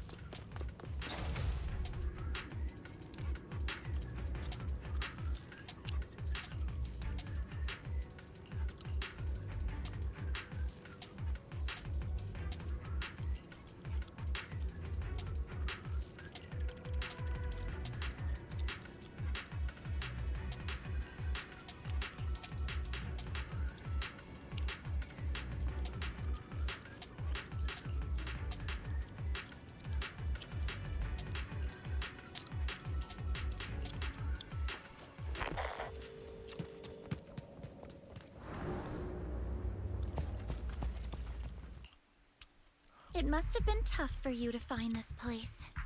Vivian, if you had stayed out of it, I wouldn't be so eager to get rid of you. Those people have been taken to safety. You're all out of options. They're just mere test subjects. So what if they get away? There will always be people consumed by greed, and therefore, they will come willingly to me. In any case, what are a few sacrifices in comparison to the completion of Father's grand ambition? Dina, you deceived those people. They didn't come willingly to you. You tricked them, just like Landon did back then. Deceived? Father gave hope to those who had everything taken from them by the Hollows. Vivian, you once rejoiced at the hope Father offered you, too. Before Father took you in, You were no more than an omen of disaster that no one wanted. It was Father who gave you shelter and a purpose for existing. Do you remember the first time you bestowed a blessing under Father's guidance? How did you feel when that person looked at you with adoration and gratefulness? That was the first time you felt hope.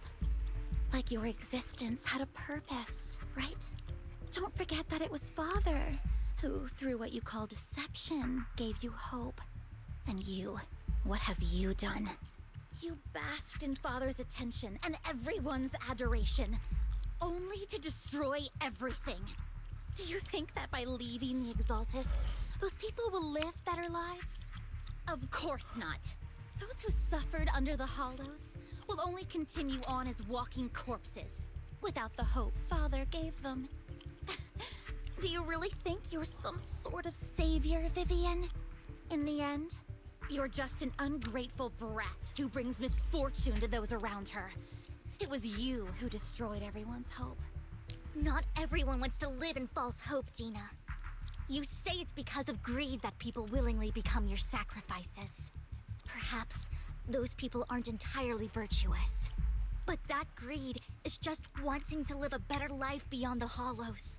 What you and Landon have done was never about giving people hope, but exploiting it. Stop lying to yourself. Deep down, you know what Landon did was cruel. No. Back then, when Landon wanted to inject you with the serum, the fear in your face was as plain as day. I saw it all clearly. If all of this is as righteous as you claim, then why did you make such an expression, Dina? Don't look at me with such pity! Father did nothing wrong. All of this is to make something of the Hollows other than disaster. That's everyone's only hope. Dina, it's not too late to stop. Stop living in this lie.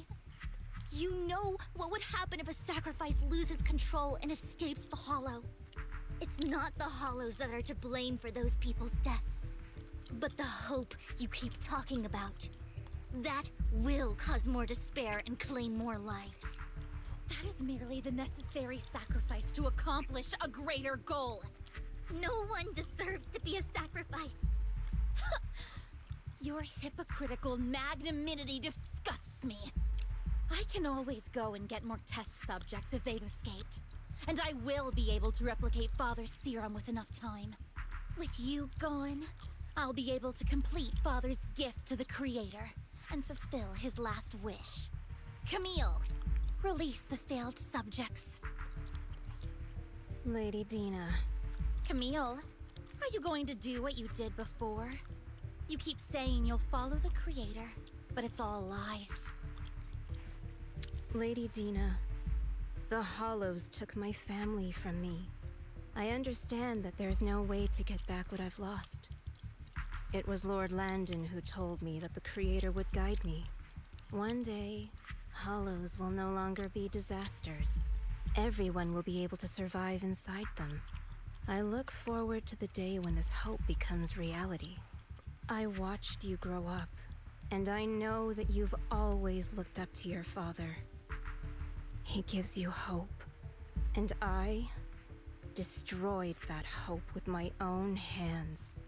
I know the pain of loss, so I've always felt guilty.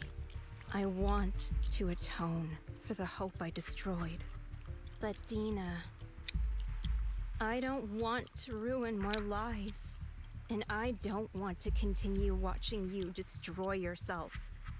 Vivian is right. Not everyone wants to live in false hope. So, please, stop. Camille, are you abandoning me too? I'm not abandoning you. I just don't want to see you go past the point of no return. The point of no return? I passed that point ages ago. No, Dina. You can still turn back. I'll be your way back. Where are you going, Camille? I made a deal with Hugo and the mayor. If someone needs to take the fall for this, let it be me. I did it. All of it. I've been forcing Landon's only daughter, Dina, to research how to create sacrifices. I colluded with the Ravenlock family for my own gain. Everything Dina did was under duress. Since I've kept her captive for so long, she doesn't have the skills to survive as an independent member of society. She'll need a caretaker and teacher. Someone who will look after her and educate her. No! I refuse, Camille! I refuse to accept this! Dina, I'm going to dispose of those failed subjects. I won't allow it! You'll die! I won't allow it! You can't leave me. I command you! You've always followed my orders, and you will follow them now! It wasn't your orders that I've been following. My younger sister, who was stolen from me by the Hollows, also had such beautiful red hair. When Landon told me the Creator could bring me hope, you were standing there, right behind him. I was certain, then and there, that this was the hope the Creator had given me. Start over, Dina. You still have so long, so much time. You'll make friends, find people who love you, and make many beautiful memories. That's not what I want! Camille, you're not allowed to die! I won't allow it! I won't allow it! Goodbye, Dina. And I'm sorry, Vivian. I'll leave the rest to you.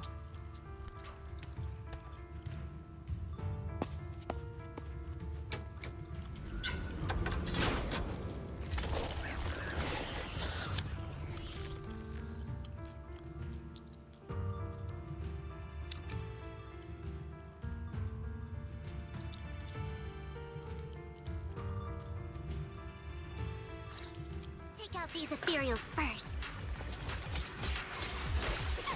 Ambush! We can't let Camille's efforts go to waste.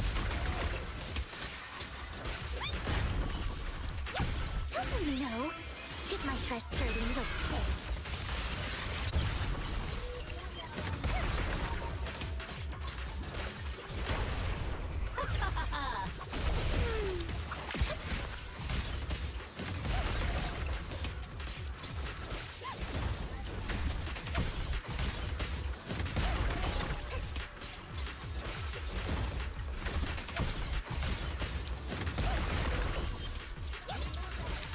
Let's go after Dina, Lord Phaethon. They must be on the other side of the fissure.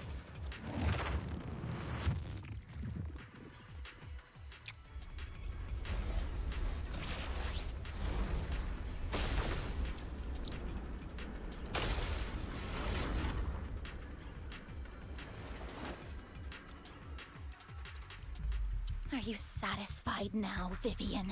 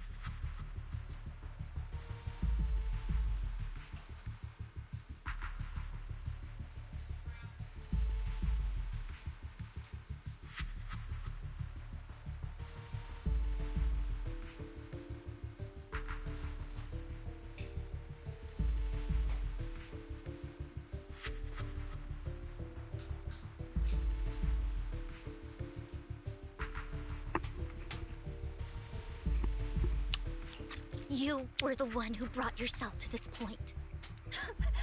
You're saying this is all my fault? Losing my father, losing Camille. I wish you had never come into my life. At first, when Father brought you home, I was happy. There are so many Exaltists, yet Father never allowed me to get too close with any of them. I never had any friends either. But when Father brought you back, he told me to take good care of you, that you were my first friend. I was also so happy the first time you took my place in helping Father select a person to receive the blessing, because it meant you were different from all those other people. You could stay with me. But soon, I grew jealous. You took the attention that should have belonged to me. You even took Father's love from me. It's only because of my ability that Landon... I know, but... Vivian, jealousy is something you cannot control. Of course, the same goes for fear and hatred. I was terrified that one day you would look at me and shed tears. I knew if that day ever came, Father would not hesitate to force the blessing upon me. And when that day did come, I hated you for causing my father's death. Tina, you knew everything about what happened back then, so... why are you still defending Landon?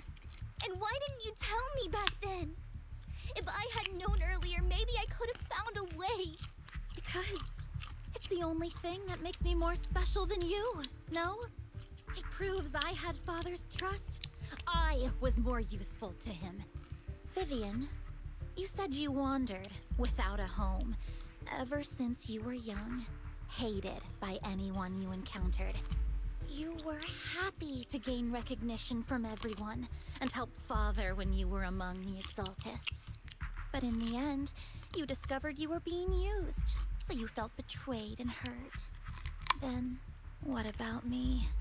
All I ever had was my father. I've never known a life outside of the Exaltists. Ever since I was young, my only purpose was to help Father select who was to be blessed. The only purpose I had was my father and the Exaltists. I've never been taught anything else, Vivian. It is what little value I have, and have ever had. In the end, you took even that from me, and completely destroyed it. You think you're doing good and fighting evil. You've only managed to affect a small part of your world.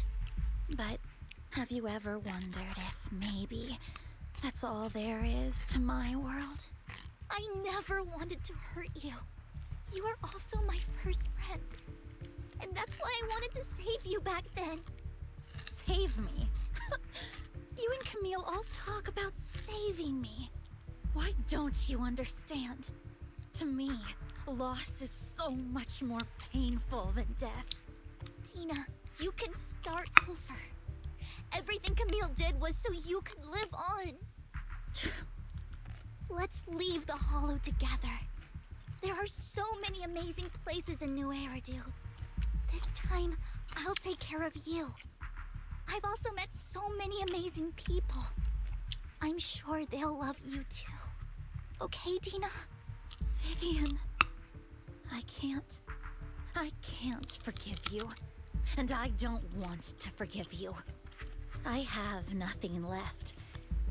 If what little hatred I do still harbor were taken from me, well, I refuse to be so pitiful.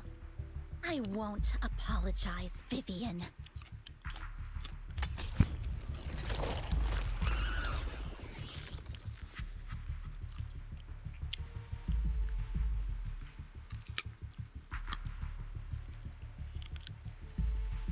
I don't want to hate myself, so I can only hate you for killing my father, and hate Camille for leaving me. That's just the kind of person I am. Hateful and despicable. I refuse to owe anyone anything. I refuse to feel regret. I won't. Vivian, I will keep hating you. I will take all who are precious to you. I will also hate Camille, so I won't do as she wished and start a new life. Vivian, if you had never existed, if I had never, you would be... Lord Phaethon, please do not interfere.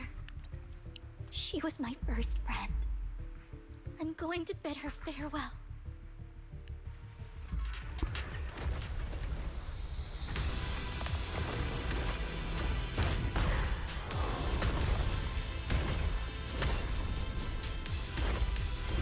And she's just a reskinned butcher.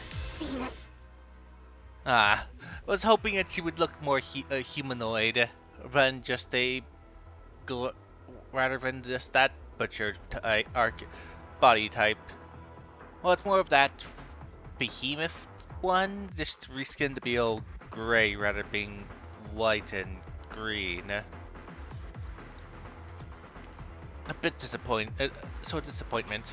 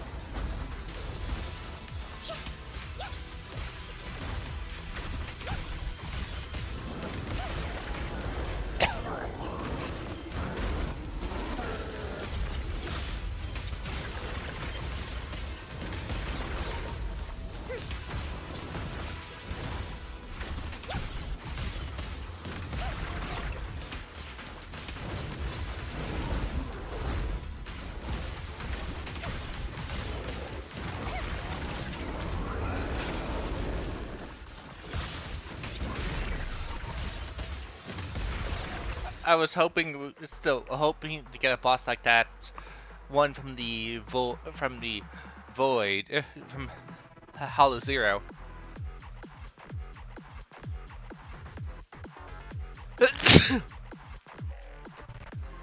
Or that one from like the Silver Ambi storyline.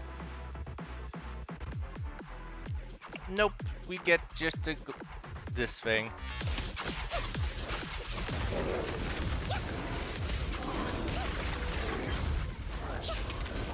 Notice me, Lord.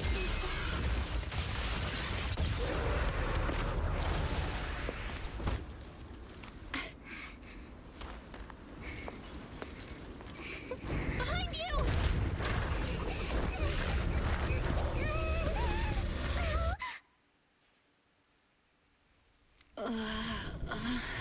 What happened? What the?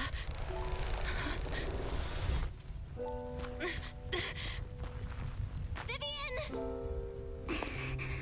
Belle, don't come near me. This is my own choice.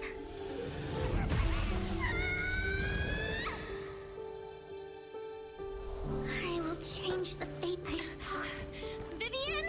I just want you to remember me when I looked my best.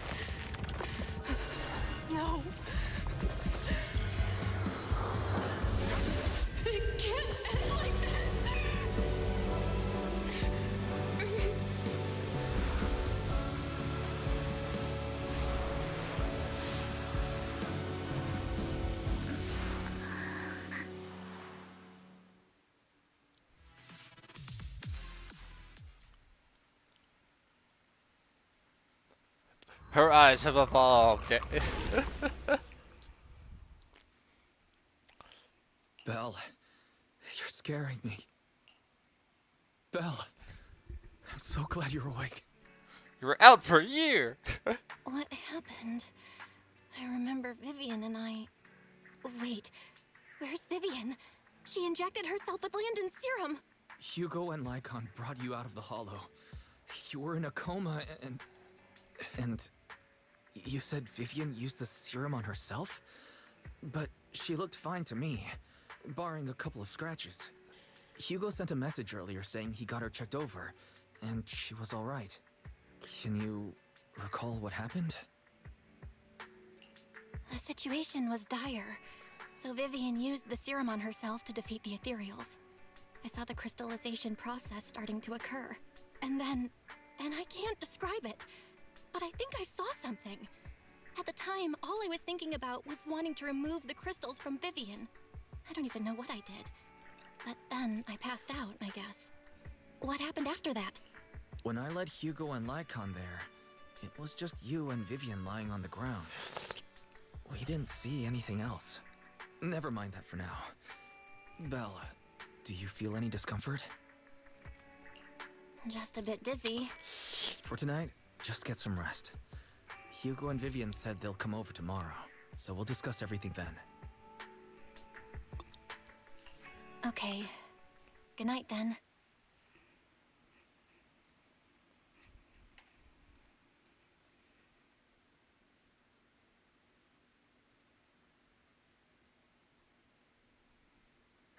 Lord Phaethon!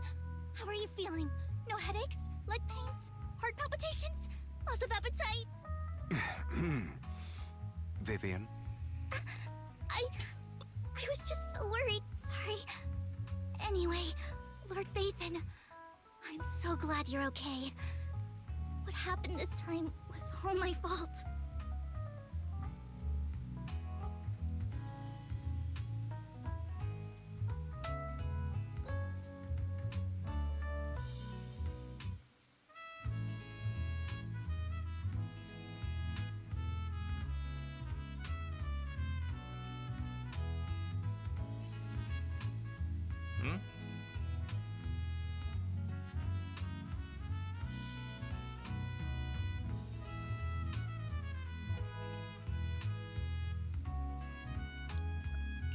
You only became an ethereal to defeat Dina. If it weren't for you, neither of us would have made it out alive. So, what happened? Belle said she saw the crystallization process start, but I didn't see anything through Eos. Hugo, Lycon, did either of you guys see anything strange? Allow me to explain. Miss Vivian told us what happened after she awoke, and the mayor arranged a full medical checkup for her. Based on the results, Miss Vivian indeed shows mild corruption sequelae. But if the crystallization process had already started, the lingering effects should be far more severe. To be precise, if the process had already reached the point of mass surface crystallization, it should have taken no time at all to become an ethereal. So, the mayor theorizes that it was the etheric energy within Master Proxy's body that affected Vivian's condition and the surrounding etheric particles, causing Vivian's corruption to recede. Essentially, corruption is a reaction between the etheric particles inside the body and in the surrounding environment. Therefore, it's not necessarily irreversible, just that currently our mainstream method of defense is prevention. How come I didn't know I had this ability? How's it even possible for me to influence other people's etheric particles? That makes it sound like I can manipulate etheric energy at will. Master Proxy, you are special. This is a gift your teacher left you.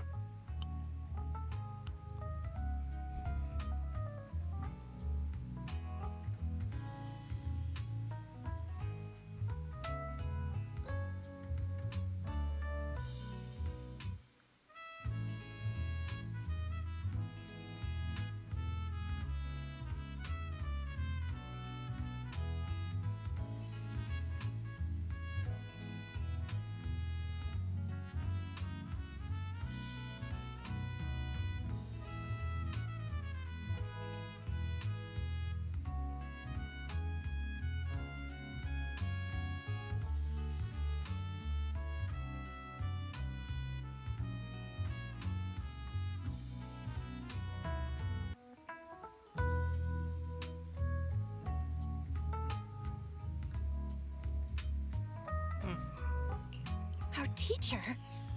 So this has to do with her?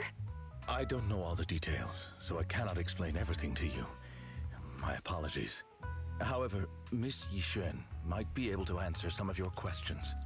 She will visit you sometime soon, so please feel free to ask her any questions you may have. She has quite an eccentric personality. If she causes you any inconvenience... If she causes trouble, can I file a complaint about her to you? Master Proxy, you have always been a people person, so I trust you will handle things just fine. That just makes me more worried. In any case, the mayor has asked me to give everyone his most sincere gratitude. Unfortunately, the mayor could not come personally, but has promised everyone a favor. Provided it's within his means, he will offer his unconditional assistance once. There is no time limit on this favor. A bigger shop! Unconditional, What if I wanted his position as mayor? If that is what you desire, then the mayor and his subordinates will be first in line to vote for you in the next election. As for the other votes, you'll have to work for them on your own. But should you assume office, I hope you take full responsibility for handling all day-to-day matters and lead by example. By sheer happenstance, the mayor has provided you with a copy of his current assignment, the City Waste Sorting and Processing proposal. Old fox. Well, can I request Lord Phaethan's... The mayor imagined, you might ask. I have prepared all the necessary documents, and the ceremony expenses will be covered by the mayor as a gift. As long as Master Proxy agrees, we can sign and process the documents immediately. But this matter requires mutual consent, and cannot involve coercion, confinement, or one party's lack of consciousness. Stop! I would never do that to Lord Phaethan! Probably. At least not today. As for you, Master Proxies, the mayor has some sense of what you desire. That said, he hopes you might speak with Miss Yixuan first before you decide the timing of that favor.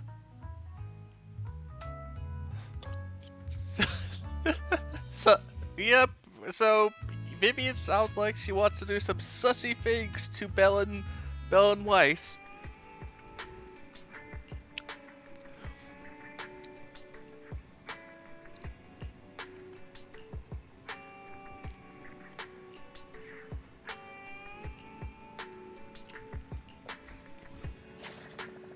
Okay, time to, well, alright, at the end of the day, before I can do the event. 7:47. I really want to go up on top. I hope that they add it. You know what? Let's just end it today. I will stream the event tomorrow. Normally I would check out the event, but I'll stream it tomorrow. Along with this, since it's likely going to be short, it looks like it's just another obstacle course for something.